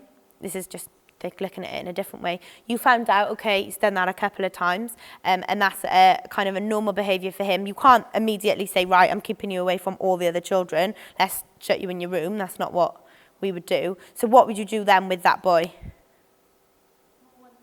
Maybe keep a closer eye, or just be around that boy more. If he looks like he might, or there might be some signs that you can see that he might have done it, or Yeah. might be one thing. Try and stay away from letting him play like games like rugby There you go. and things like that. So we can still play like football Yeah. or volleyball or Yeah. tennis. Yeah. Yeah, there you go. So say he said, I really want to go swimming, and he really wants to go swimming. Are you going to tell him he can't go swimming again all week? No. How would you handle that? How would you let him go swimming? Have a focus, we'll go more one-to-one and have a focused activity on the end, or There you go. not just let Yeah, so it's all about thinking, and you are doing it, it's all about thinking of ways to still encourage him to join in, to still let him to be able to join in with all the activities, but being aware of those behaviours and kind of doing, like you said, distraction and being intentional about the activities that he's then participating in. So that's fine. Did you want to add anything, Helen? No? Okay, cool. Do you want them to do your takeaways? Yeah, so what are three, Chinese? three, Indian? No? Okay. three either questions or Dominoes. three things that you stood out or as, you know, really stuck out, or things that you know were like really important to remember? One thing I thought was how, do you know when we were talking about like how we model like our language and our behaviour and stuff, it's also how we receive that. So I was thinking just out there, because I was saying how we've got the best example of guy role models Yeah. in this room. Yeah. And both times I said it, two guys said, oh, they weren't talking about me. And it's the way that it's received. Yeah, is you're also right. just as negative Yeah. as when you're giving a positive response. Yeah. Whereas actually needs to be, Yeah, oh, it's I totally really right. appreciate that. Thank you for the compliment. Yeah. Because what you're doing is not only, you know, I might be showing a good example of complimenting Yeah. someone, but another adult is then showing an example of saying, I can't accept that compliment. Yeah, that's it's really the way good, you accept really good point, Abby. So- So for the camera, what Abby just said was that it's also about how you're giving encouragement and it's how you receive it as well. So modelling that behaviour. So, you know, Abby was saying her example was that she said that we have the best team and that the guys are really good role models, and two guys said, oh no, you're obviously not talking about me. But when the children are there, they would see that. they would see you rejecting that straight away. And obviously it's not about being like, oh yeah, I know I'm amazing. Yeah, it's all about me. But oh yeah, thank you so much. Thanks. That's a really kind thing to say. And that's really, really good point, Ab, to bring that up. 2 more? From what Misty was talking about. For me, it was about when Misty was talking about diffusing anger, and how, like, you know, we can all experience anger and frustration, how it's important not to kind of like show that and let it escalate further. It's not about us in that situation. Yeah. And how we have to like de-escalate Yeah. through our body language and Yeah, it's really good, yeah. One more, come on, we can do it. I think it's just good to think sort of healthfully and positive about rules and how there are so many rules, but there are so many really good rules for a reason. Yeah. And how, because there are so many rules, trying to keep those rules fresh in our minds. So it might be that when we're snapping together, it's just a couple of the key ones, just reiterating them again and again and again. Like the 2D rule is sensible, but there are going to be times where we don't think, oh, we've got to do that in this situation. Just kind of reiterating those things. Yeah, that's really good. Like, you guys will be like, oh, they're talking about the rules again. We know this. But again, it's intentional. We're telling you and telling you and telling you. So it comes natural, you know, so you think like that. That's your automatic way of thinking. Like, a lot of you know, like, I know what a lot of your jobs are, and you think in a certain way. And that's because you've learned that why and that they're important and stuff. So yeah, that's really good. What I'm going to talk about is, behavioural... Oh, hello. Behavioural management techniques. Oh, I like a sound effect. And a lot of it is, again, what we stuff and some interaction. So, it's okay, I'll just keep going. So, first of all, there's a famous quote, and it says, love is more important than technique. Okay, so I'm not saying if you love them, you can do whatever. Oh, yeah, look at you misbehaving. Yeah, but I love them, it's fine. No, but if you love them, then your technique will, like, it'll just kind of all fit together. So, you know, God loves us. The Bible has things in there, you know, the Bible says certain things. But why does it say them? Not because God is setting rules down, but because he's doing it for our good, because he loves us, because he wants to protect us. You parents, you know, why do you say to your child, no, you can't eat 50 bags of sweets? I bet Lily did it at a party today. But, you know, why do you say you can't eat 50 bags of sweets? Because you know if they did that, you know that it's going to affect their teeth, they're going to be sick, and they're not going to be happy when they're being sick. So it's just remembering all things like that. So about 10% of the kids will be compliant, wonderful angels. So we talk about, you know, need to do this, you need to do this, or kind of, sometimes I think, oh gosh, we're making these kids sound like monsters, and they're really not. They're really not, but we need to make sure we're prepared for everything. Yeah, so 10% of them will be like, yes, I will do that, of course, yes, let's do this. And you'll be like, oh, that's lovely. And then it says about 10% of the kids will have some issues with anger, behaviour, bitterness, or rejection. And it'll be a lot of work. Wiggy's kids, because I'm giving them to him. No, Wiggy's like, you keep saying you're going to give me all these children that bite me and stuff. And I'm like, yep, I am. But again, it's being intentional. It's being... it's not going to be all the children. They're not all going to be, it's not going to all be, oh, they're all running around biting you. They're not all going to be punching you in the face. You know, like, and I know it sounds extreme, but sometimes I think when we're talking about it, you do think, oh gosh, what are we going into? No, they're kids. They're kids that have just been through horrendous things. And as adults, sometimes in our behaviours, we do things because of how we're feeling, because of what we think is right, or because what we've been through as adults, and we can express it ourselves, you know, we can vocalize stuff, but they don't know how to do that, so it's going to come from through their behaviors. So remembering that these aren't monsters, these are children.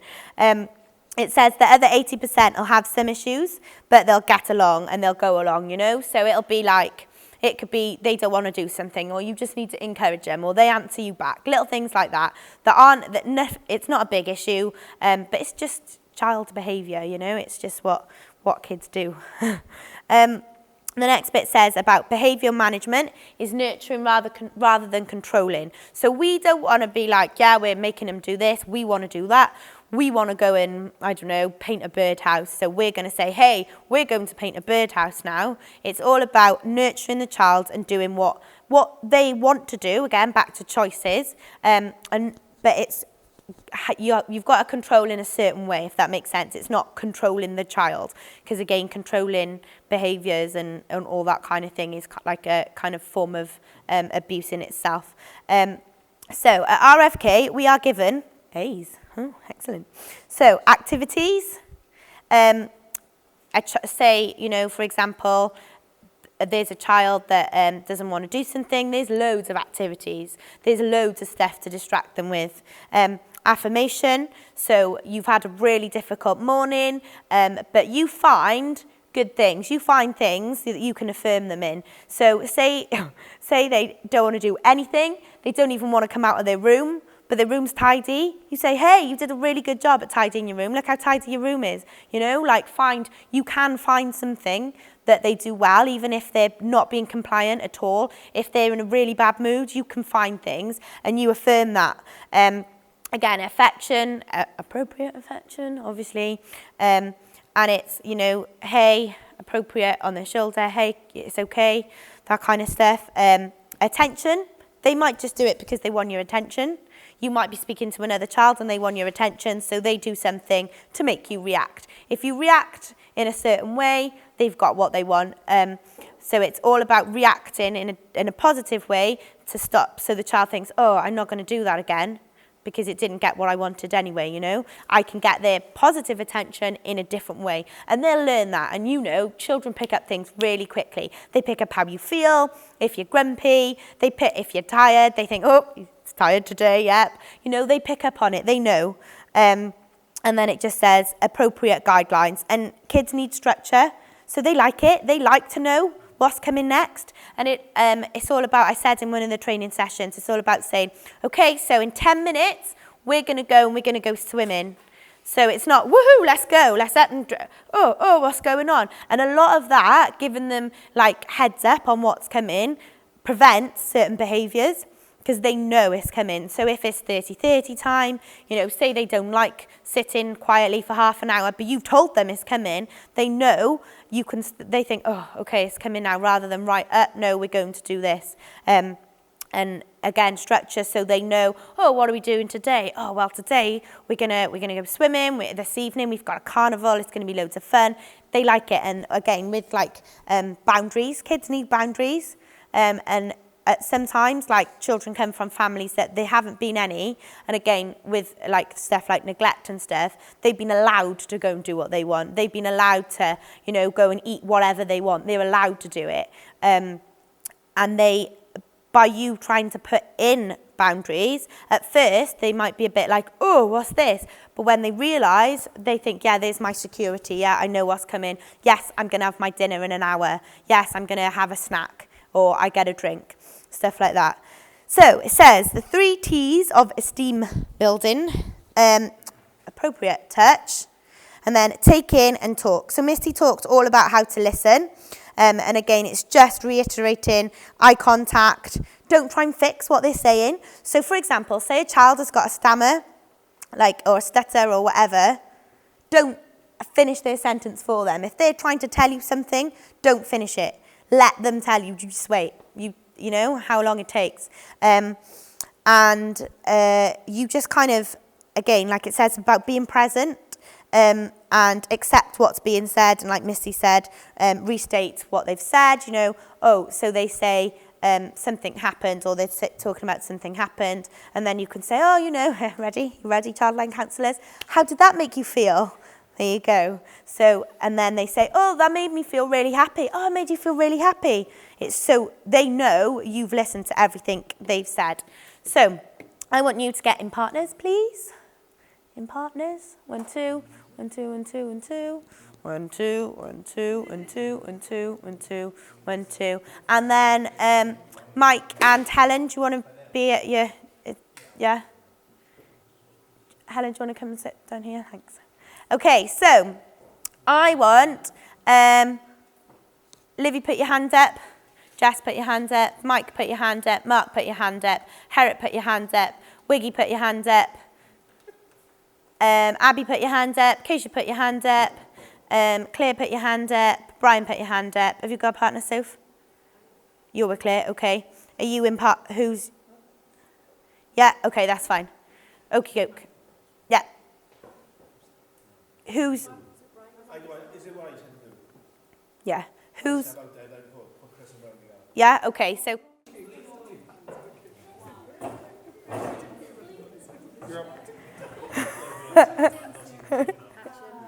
Okay. Okay. So, again, with giving praise, and again, you can still give praise in a situation where the child's behaviour is a bit difficult. I know you're doing great. Thanks. Thanks. That's very kind of you to say. Okay. So praise, what is it? It's a behaviour management tool. Okay, so when to praise, they do something. A lot of it is common sense. They do something, you praise them there and then. You know, or not 20 minutes later, hey, that thing you just did was really good. What thing? You know, you do it there and then. So straight away they think, oh, that was a good behaviour. And even things like you say, okay, now we're going to go to the swimming pool. And they say, yeah, let's go. You go, oh, well done for being ready. You know, stuff like that. So they think, oh, if I'm ready, I'm going to get praised. They get, you know, it's all about, they get the behaviour, what they want from a good, positive behaviour. So you can model that. You okay, Ab? Okay? Sorry, I just thought you wanted my attention. Oh, no, I was just holding my ear. Oh, I thought you had to. Okay. So, again, how to praise. If they're doing, it says specifically, and then it says general, it could be a high five. So, praise, so specifically, they've done something that's really, really good, like they've drawn a really cool picture, or they've made something really cool, all those kind of things. You can be like, oh, wow, that's really good. And you know what? Sometimes you're going to think, oh, gosh, they've just drawn the 70th tree, and they've been drawing trees all week. But if they like drawing trees, they like drawing trees. And you're like, whoa, what a good tree, you know? And it's just about being constant all week with your praise. There's no point in the beginning of the week, Monday, Tuesday, Wednesday, being like, yes, that's amazing. And then Thursday, Friday, you're like, oh, yeah, you did a picture again. You know, even if they do the same thing, keep continually praising them. And then it says about high fives. So we were talking about the safeguarding thing as well. Putting the safeguarding as in, you know, appropriate touch and praise together. What we want is the kids to see a high five or a fist bump or whatever as a really cool reaction, and they want it. So rather than they come up to you and they're grabbing you or whatever, they want you to go, yeah, fist bump and whatever, if you make a noise after it, or woo, or whatever people do. They want a high five. They see, you do it like so often that they see that the high five is, oh yeah, that's a good, you know, so by eventually you can be walking through doing something and they do something and you're like, oh yeah, high five straight away, and they know that their behaviour was a good behaviour. Now, obviously, if they walk in and they sit on a chair, you're not going to go, oh, you know, well, you might, because they might not want to sit on the chair. But say they sit on the chair, woo, you sat on the chair, woo, you stood up, woo, good job. No, okay? So use your common sense again. They move, you're not going to, unless they decided they want to sit still all day and then they move. They move, you know, they breathe, and then you, again, it's good that they're breathing, but you're not going to praise every single little thing that you do it so often, they get bored of it. You need to make sure it's a special thing and it's important, and that it's all about managing their behaviour, and it's getting the reactions that they want and the gratitude that they want from it, and that they learn what behaviours are good and what aren't, if that makes sense. So behaviours about food, we've actually got some children come into camp that hoard food, that they've got issues with food. A lot of that stems from, can the ADHD people in the room be, because I also have ADHD and it distracts me. So, sorry, they were waving their pens around like this. I'm like, oh. So, behaviours about food, they take their food and they like to keep it in their pockets, or they snatch it off other children, and that comes from, a lot of it comes from them not knowing when their next meal is coming, or it comes from them needing control over something, so they control what they eat, they control when they eat it, where they eat it, all those kind of things, you know. There's like, for example, these aren't about our children, but some children will only eat their food under their bed because that's where they feel safe, you know, and they want to eat their food under their bed. What we need to do is make sure that we show the children that straight away they eat at meal times. We don't say, if you don't do that, you can't have dessert after. Even if they've been difficult for you, they can still have their dessert. We don't use food as a punishment or as a praise, okay? Because again, this is, for some of these children, food is a problem. So you don't use it as a praise, not, oh yeah, hey, if you come over here and we do this, I'll give you extra pudding. No, because then you're rewarding them with food. And if there's a child that's listening that actually has a problem with food, that might trigger something in them, okay? But we do have children at camp that have issues with food. And again, if they're your children as bigs, you'll know about that, and you'll be able to work out techniques, what works with each child to work that out. But sorry, did you just say I bet they were yours? No, they're not. Yeah, it's just making sure, because a lot of the time, your automatic response is to say, if you don't eat your broccoli, you can't have your pudding. It's your automatic response. You do it. But we can't at camp. We can't. We can encourage them to eat their dinner. Oh, yeah, I love broccoli. Yeah, we can encourage them. I do. We can encourage them to do that. But you still need to give them the dessert. You still need to give them, and they also need to know when their meals are coming. They need to know that. We have times in the day where we give them a snack as well. So they get their breakfast, their lunch and their dinner, but they get a snack. And that, again, obviously, is because children need to keep stuff to keep them going. But again, it's so they know in their head, nope, I haven't got to wait till lunch to get more food. I'm getting some, so they know. And again, it's just making sure your children know when their meal times are, when their dinner is. And if they do try and take food at dinner time, like obviously the bigs, they'll be there, and it's, don't worry, we've got dinner and it's only 2 hours and we're having our snack, it's okay, leave that here. Only, do you see what I mean? All stuff like that. So campers will test your boundaries. They're going to, kids do in general, kids test your boundaries.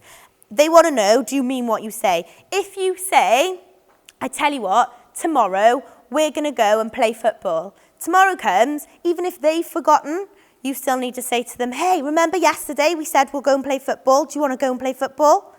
Because even if you think they've forgotten, they might not have. They need to know that you will do what you say.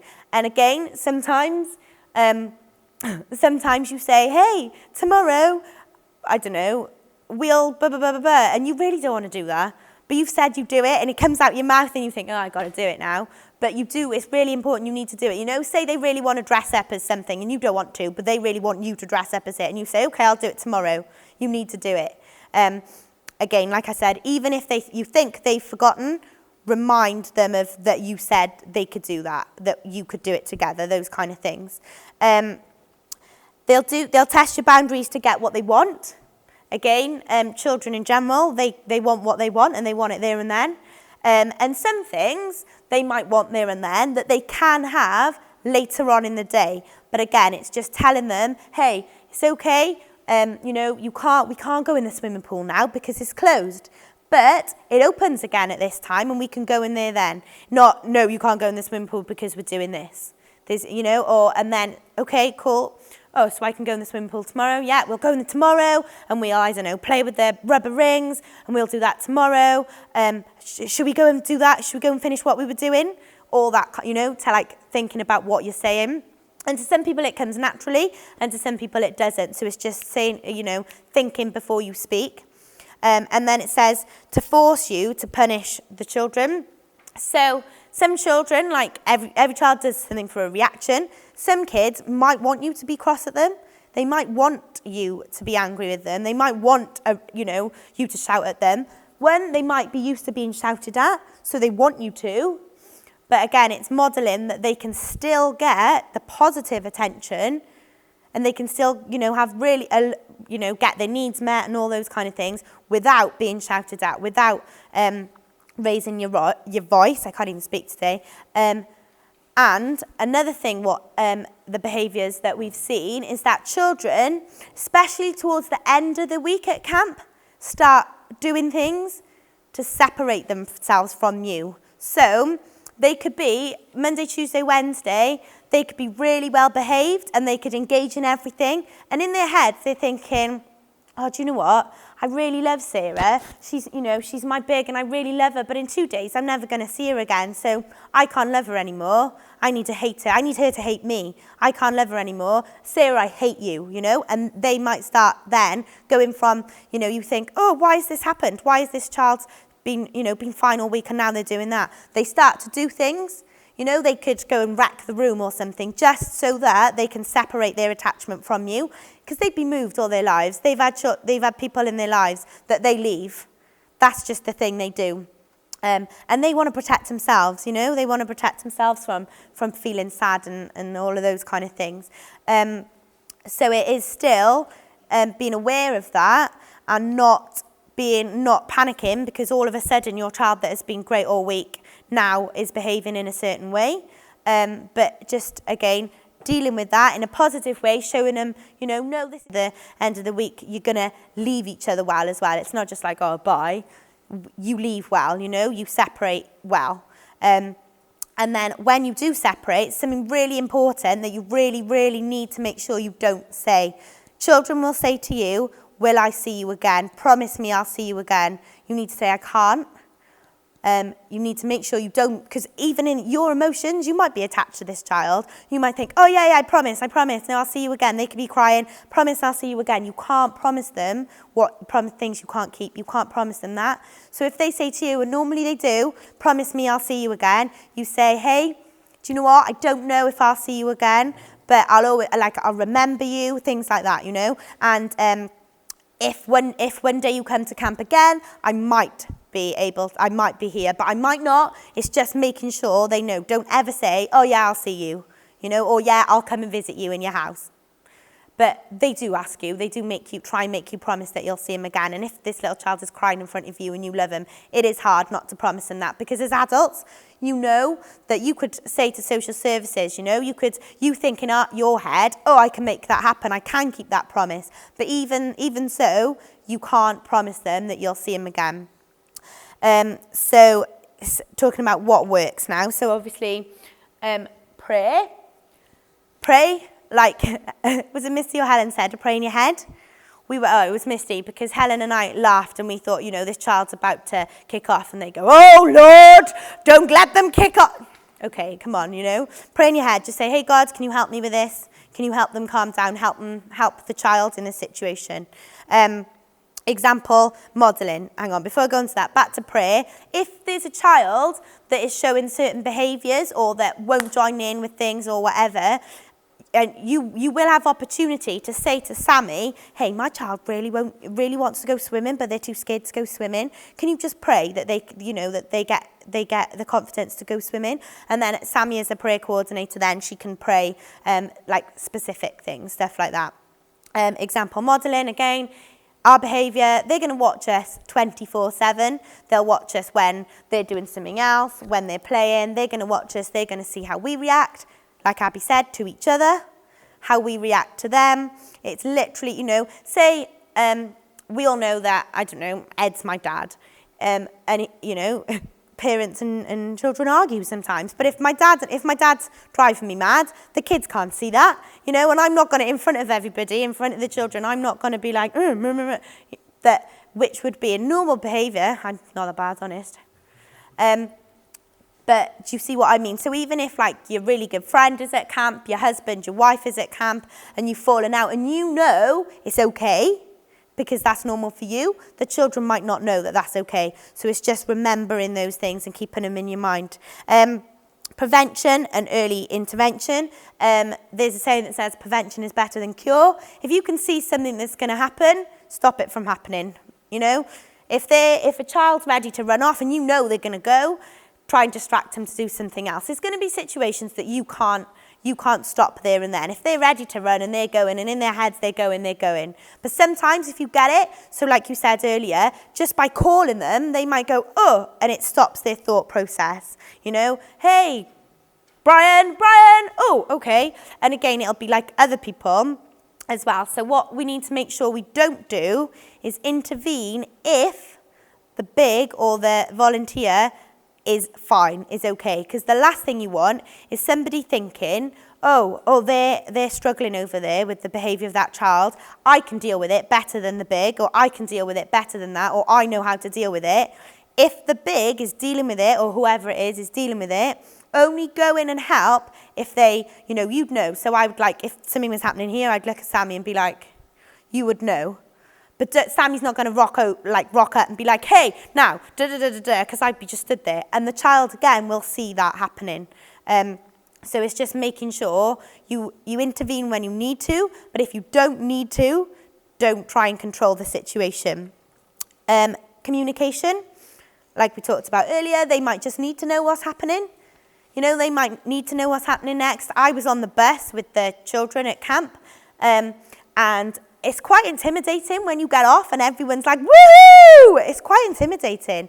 And I was sat next to a little girl, and as we got off, she saw everyone and they were all screaming, and she grabbed hold of my arm and went, what's happening? And I just said, hey, all these people are here because they're really excited to meet you, and there's somebody out there and they've got their name on, and they're going to take care of your name on their board, and they're going to take care of you for this week.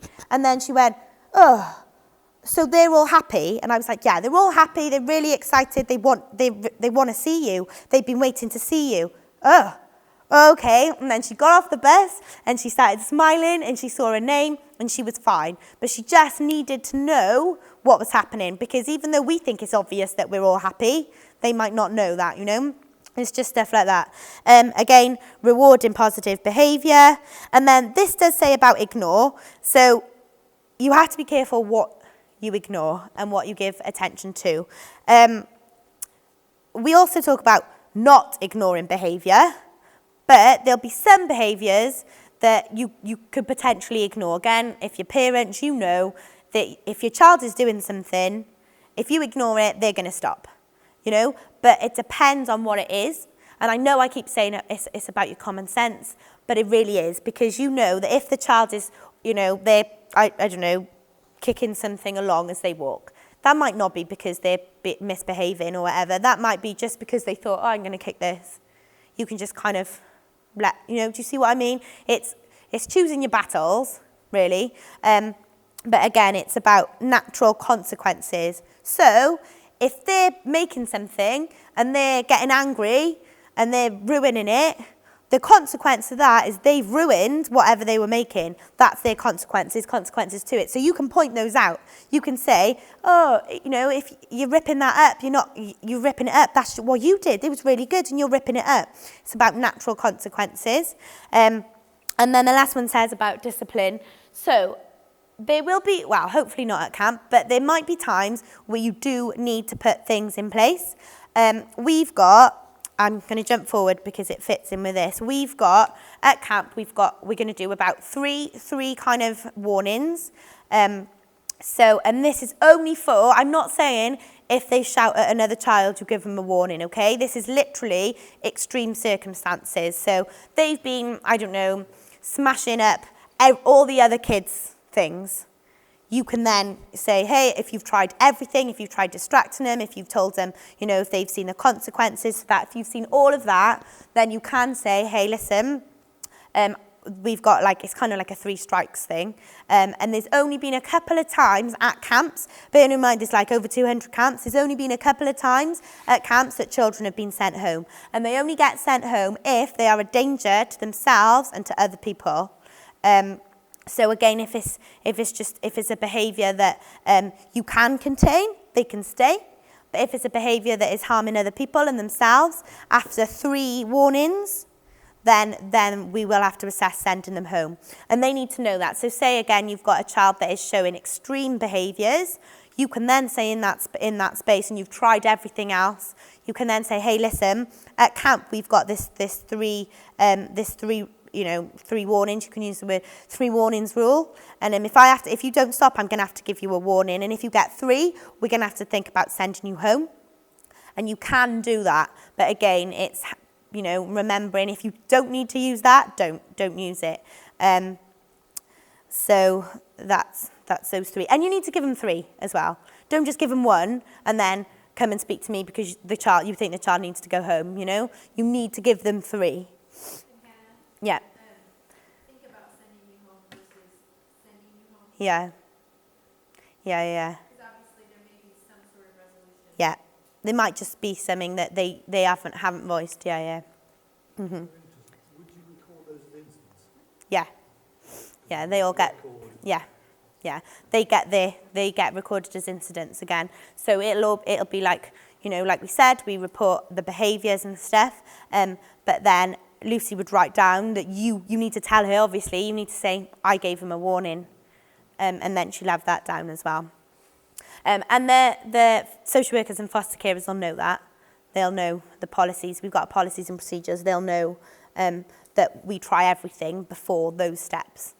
So then we talk about what doesn't work. So some of this is obvious. Some of it isn't. Some of it we do naturally. So this says, is it better to operate under the law or under grace? So how do you want people to treat you? So would you rather people treat you under the law or under grace? Genuine question. You can answer either way. Under grace? Yeah. Grace is lovely,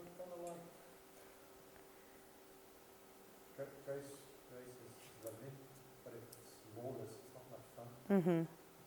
This goes back to boundaries, doesn't it? And about them knowing their boundaries. What this is talking about is you need to tell them the boundaries. You can't just say, hey, don't do that. If they don't know, they're not supposed to do it. There might be things that they think they can do. Maybe they think it's okay to, again, thinking in the swimming pool, like those waddle things. Maybe they think it's okay to wave them around because they genuinely think it's okay.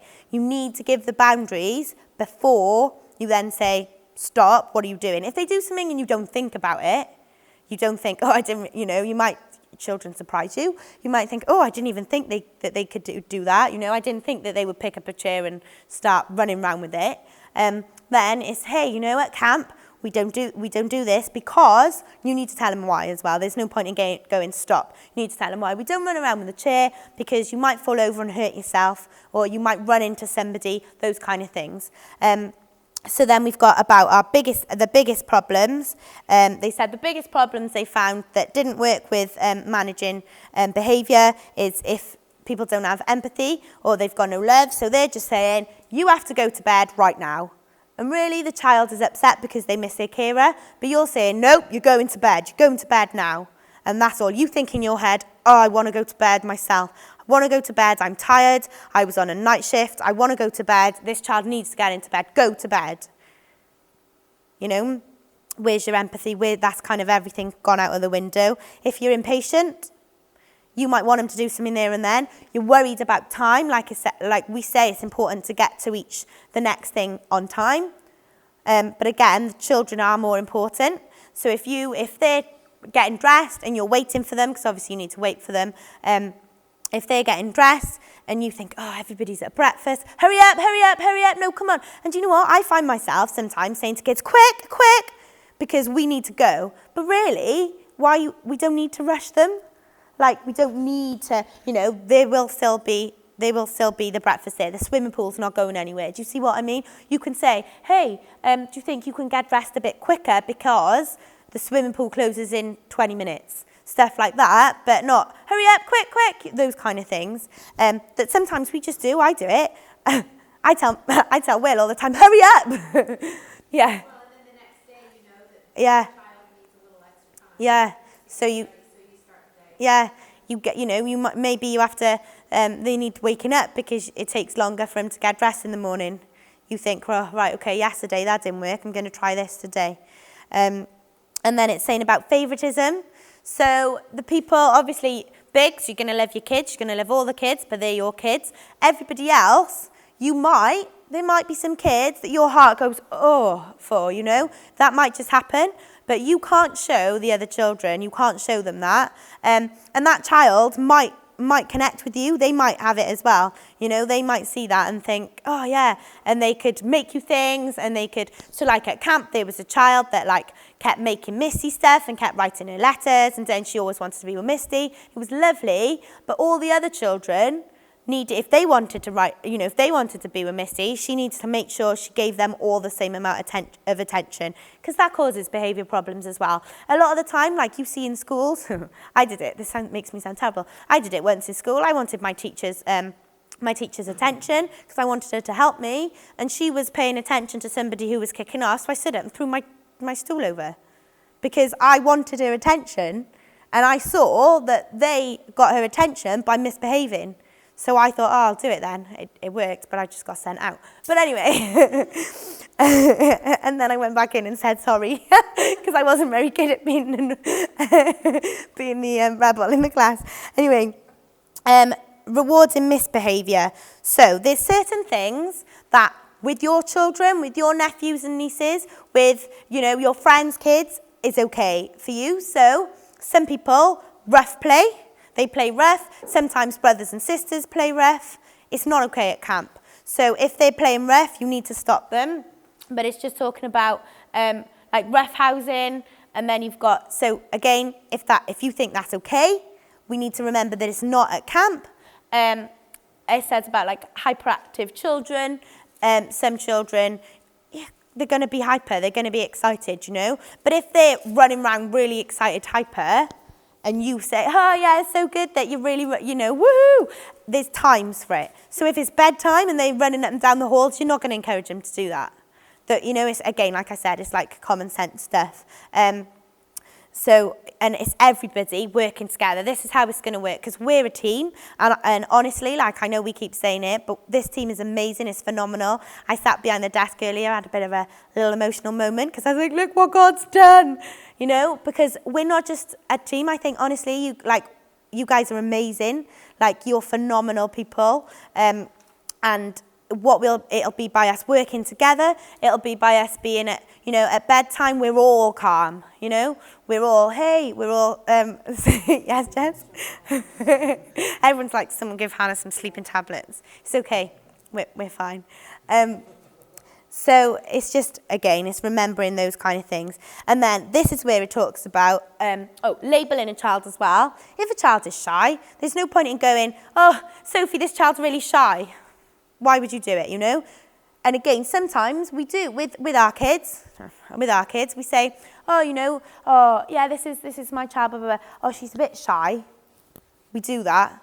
But it's just remembering not to do that at camp, because you're labelling them. Just because they don't want to speak. It might not be because they're shy. They might be choosing not to speak. It might just be a choice. And then it's saying this is ignoring, this is where we don't ignore, about harmful behaviour, disruptive behaviour, all those kind of things. If they're in the Olympic Village and the drama's on and everyone's watching and they're waving their arms around and being distracting, you're going to deal with those kind of things. And there's another bit that we need to talk about, which is our timeout zone. So some of the children, we're still working on this because we need to work out where we're going to put it at camp. So if any of you who've been to camp can think about a good idea where we can put it. We thought about, obviously, the conservatory, but it's see-through, so that's not going to be helpful. Timeout zones, again, there are some children that I've spoken to their carers, that how their carers deal with their behaviour, they go to a timeout zone. They have that. So we need to have that at camp. The timeout zone needs to be safe. Yeah, the timeout zone needs to be safe.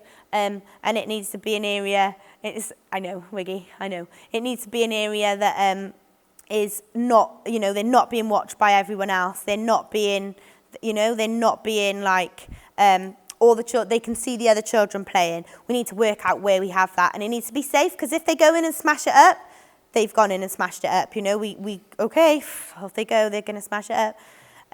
So we're still working on that, but we will work that out, and there will be a timeout zone.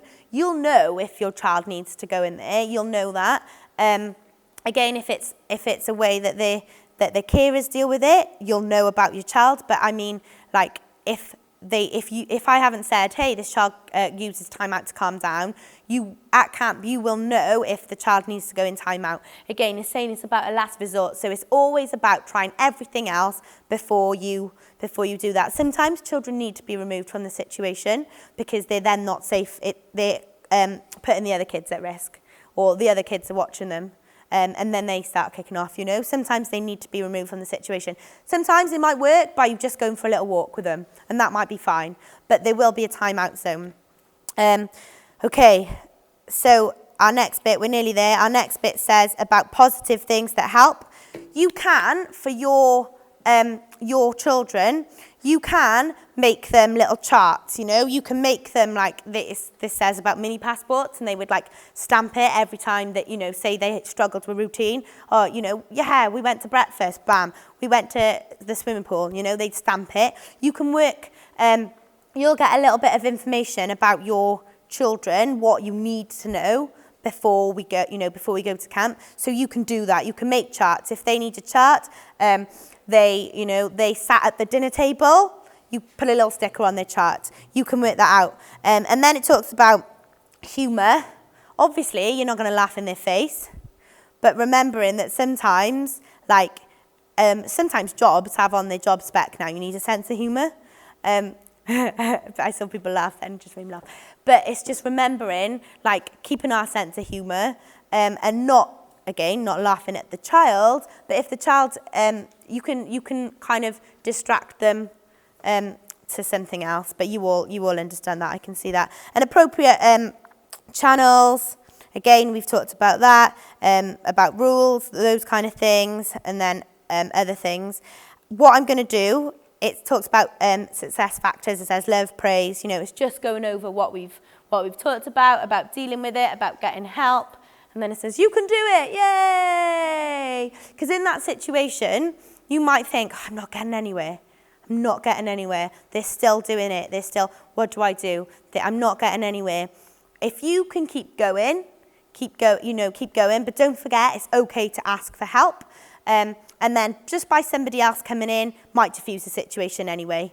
And the last thing that is really important, and it's funny, but it is really important, is there's a little thing. And that says, I think I can become a better player.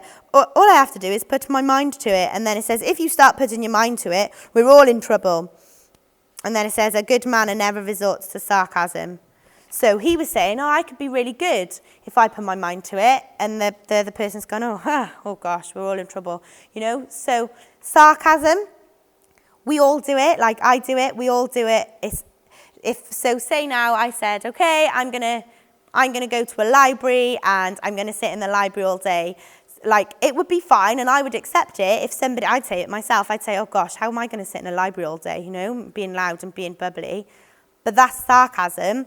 And by you saying that, the child might have really wanted to do it. If they can't swim and they say to you, you've seen them try to swim, and they say to you, I'm going to swim the full length of the pool tomorrow, and you go, oh yeah, good luck. They might really, really, really believe they can swim the full length of the pool, and they want to try, and that's good that they want to try. So it's remembering with sarcasm, and it's not ref playing, it's not, you can't kick a ball, it's just, and how we say it and not being sarcastic about it. Okay, 3, 4, 3. Whew, there we go.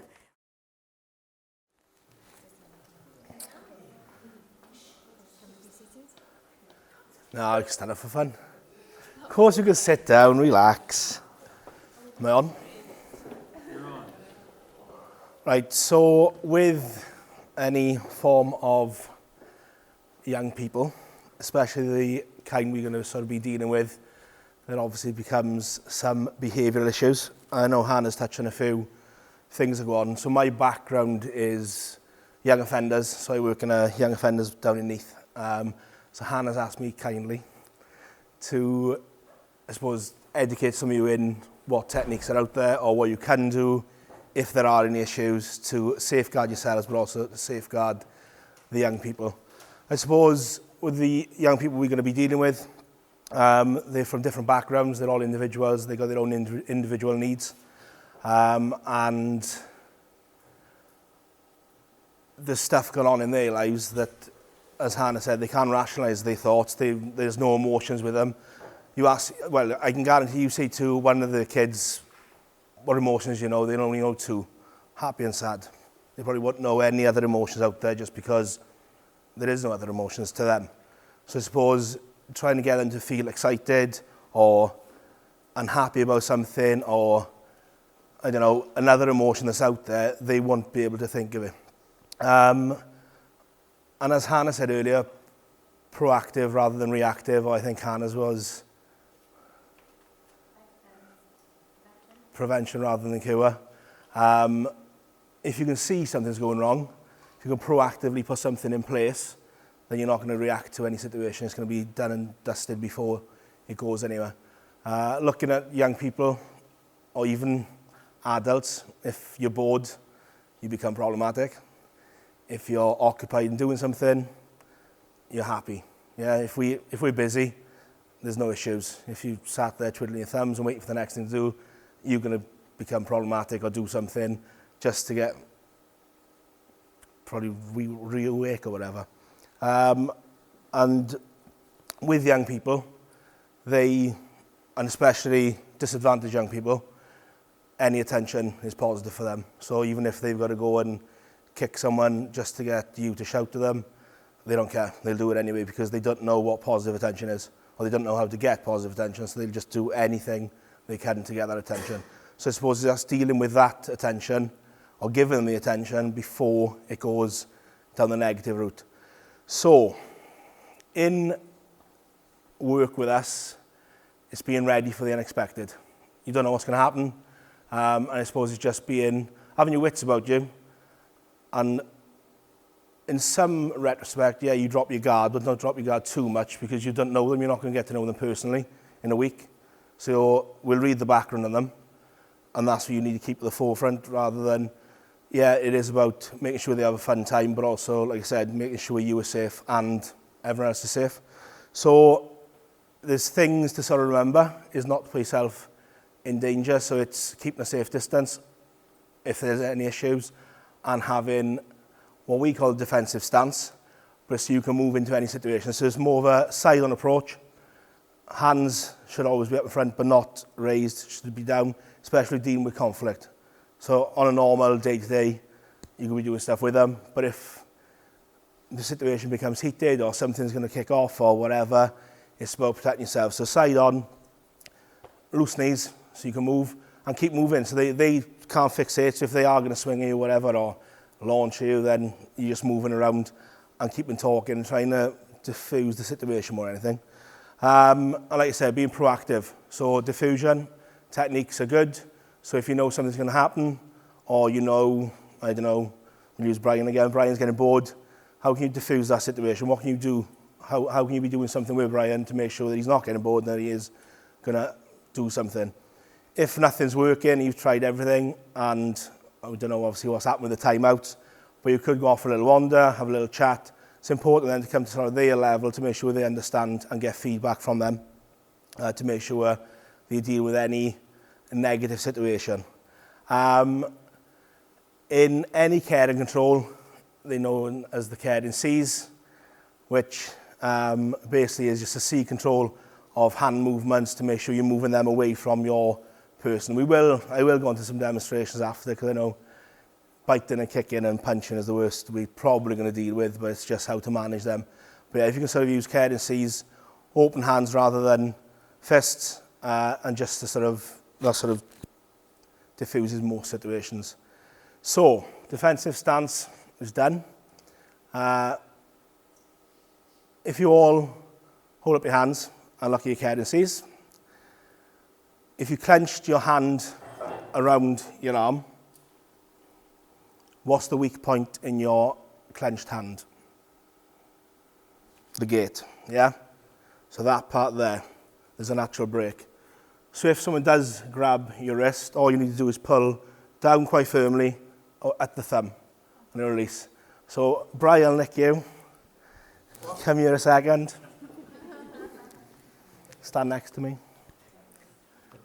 Hold my hand as tight. Watch out, Oh, don't worry about that. It's fine. Huh? Grip my wrist as tight as you can. one hand or two. One hand. And all you're going to do is break away. Yeah, it doesn't matter if hold as tight as you can. Always breaks out of the thumb, right? He's not going to be able to hold. If it's a two-handed grab, oh, look here, that's a nasty one. But that's also, no, go on, that's fine. So you come up and under and break down. So we're looking at your movements to see where you can position yourself. But like I said, we're side on again, which is good because if he's going to kick me, it's this part. If he swings around for my protected areas, it's still safer than being this, but also that's confrontational. Yeah? Thanks. So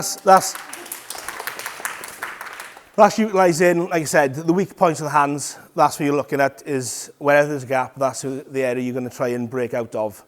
And like I said, we're not going to be dealing with someone my size or Brian's size, I hope. Hopefully, we'll have nice, small, manageable, using the loosest term, young people. But yeah, so that's sort of how you're going to break out of if there's a grab. Clothing grabs work very much the same. Someone grabs your clothes, you can either fix your clothing and then you're going to push their hand away with your currency away from your body. Or if that's not working and they are overpowering you, especially smaller people, that sort of, because you could have 11-year-old at 11, I wasn't small. So you could have a big-ish 11-year-old. I've never been small. And to get them off is going to be quite a challenge. So then it's using what you've got about you. So it's speed and force. But if that's not working and it is a volatile situation, then there is ways of inflicting a certain amount of pain, which is allowed due to the fact that you feel that your safety is jeopardized. So it's looking at, if there's no other option other than to do something, then it's using the common law approach and reasonable force. So you can't go picking a chair up and smashing it across their head. It's not allowed. But on what Hannah mentioned earlier, if a young person picks a chair up and they're coming at you with a chair, then reasonable force would be you could use a chair, not to hit them, but to put a barrier between you and the young person. Yeah? So like I said, we don't know what we're dealing with until it happens, and hopefully God's going to be with us, which he is, and we'll stop any situation, but there's always the unknown. So I'll show you clothing grabs. We'll all partner up and we'll have a go at doing some things. The other thing was potential punches or kicks. So if you know that it's a volatile situation and the kid says, I'm going to punch you in a minute, then you're ready for that, you try and defuse. If he gets up and goes for you, just use your defensive stance again and deflect more than anything. So if a punch comes across you, it's all about just pushing the hand away.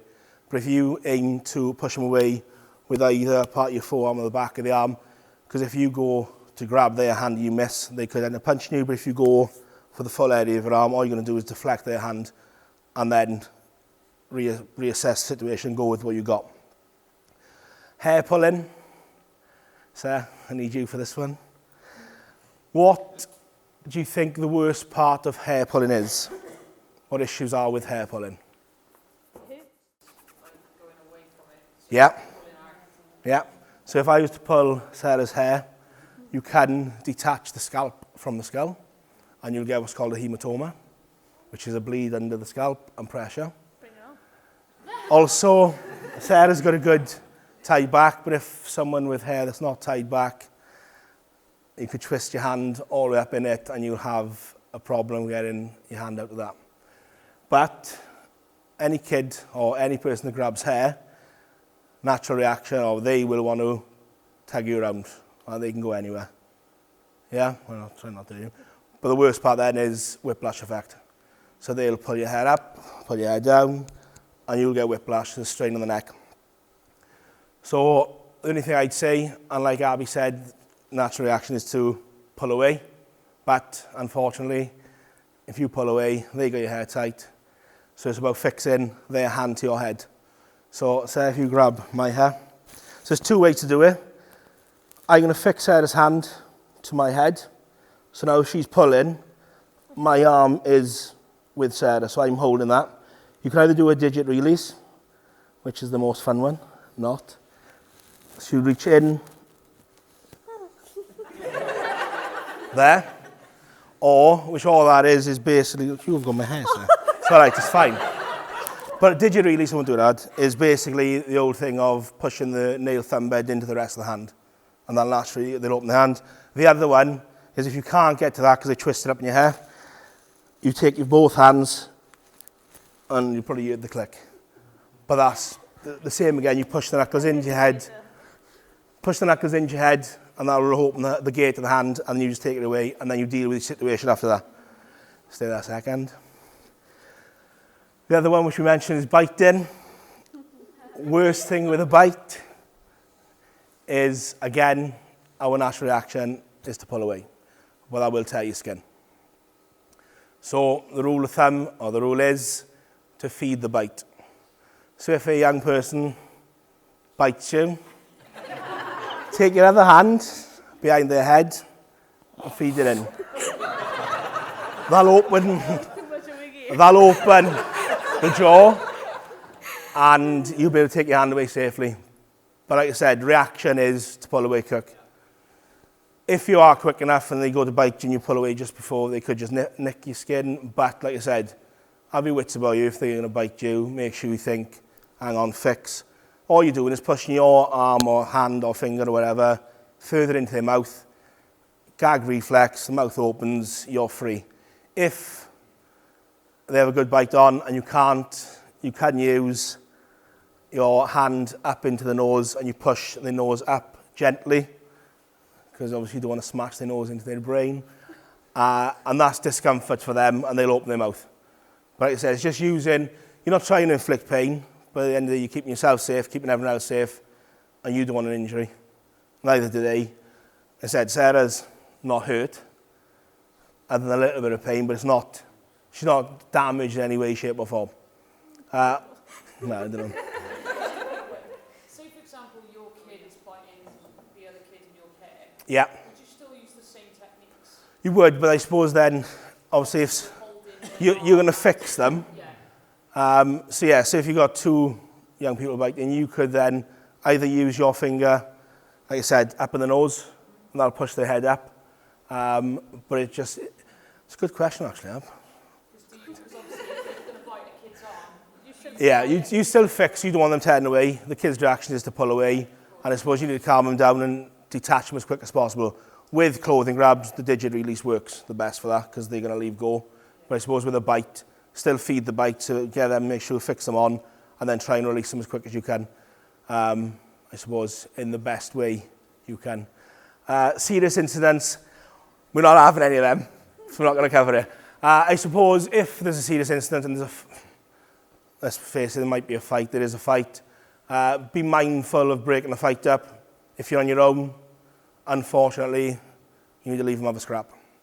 Because if I grip Sarah and Abby continues to pummel Sarah, I've assisted Abby in beating Sarah up. So you need two adults. If you can get in between them and hold them off, do so. But if one of them gets around you and starts hitting, leave the other one go. If there's two adults, I suppose the only thing I can think of without training is a bear hug. Grip them, hold them tight, and just get them to calm down and try and walk them away from the situation. Other than that, I don't know, because there's no holding cells on. Have we got a cage? That'd be a bear side hug. It'll have to be right. But I suppose in this situation would be different. Yeah, no, yeah. Thanks, sir. But after any incident, and I'm sure as we will do anyway with talk times, timeouts, it's very important to reaffirm your relationship with a young person. So you've just had the bus stop or whatever, you've given someone a telling off, or they're going to be distraught because they've just built this relationship with you for the last 3 days, and now they've been a bit naughty, you've told them off, they think they've upset you, so it's very important you go back to them, talk it through with them, have a chat with them, get their point of view. As I know when I was a kid, I always wanted the first and the last say. I wanted everyone to listen to me. So I've learned, especially the job I do, let the young people speak first, and then you can talk to them. And the only important thing the main thing I think is good to take away from today is you are the adult. So you need to remember that. It's not about, I know this and I know that. Okay, that's sound. You can re-catch them after. You can revisit it later. If they are still heightened state of arousal and they're still not listening to anything you say, fine, okay, let's go and do the next activity. And when they calm, you can say, remember earlier, we won't do that again. This is the reason why. And you can have that chat there, and you can always wait till it doesn't have to be resolved through if it's safe to do so anyway. I think that's probably it. I don't know if anyone wants to practice anything or feel how the moves are on each other.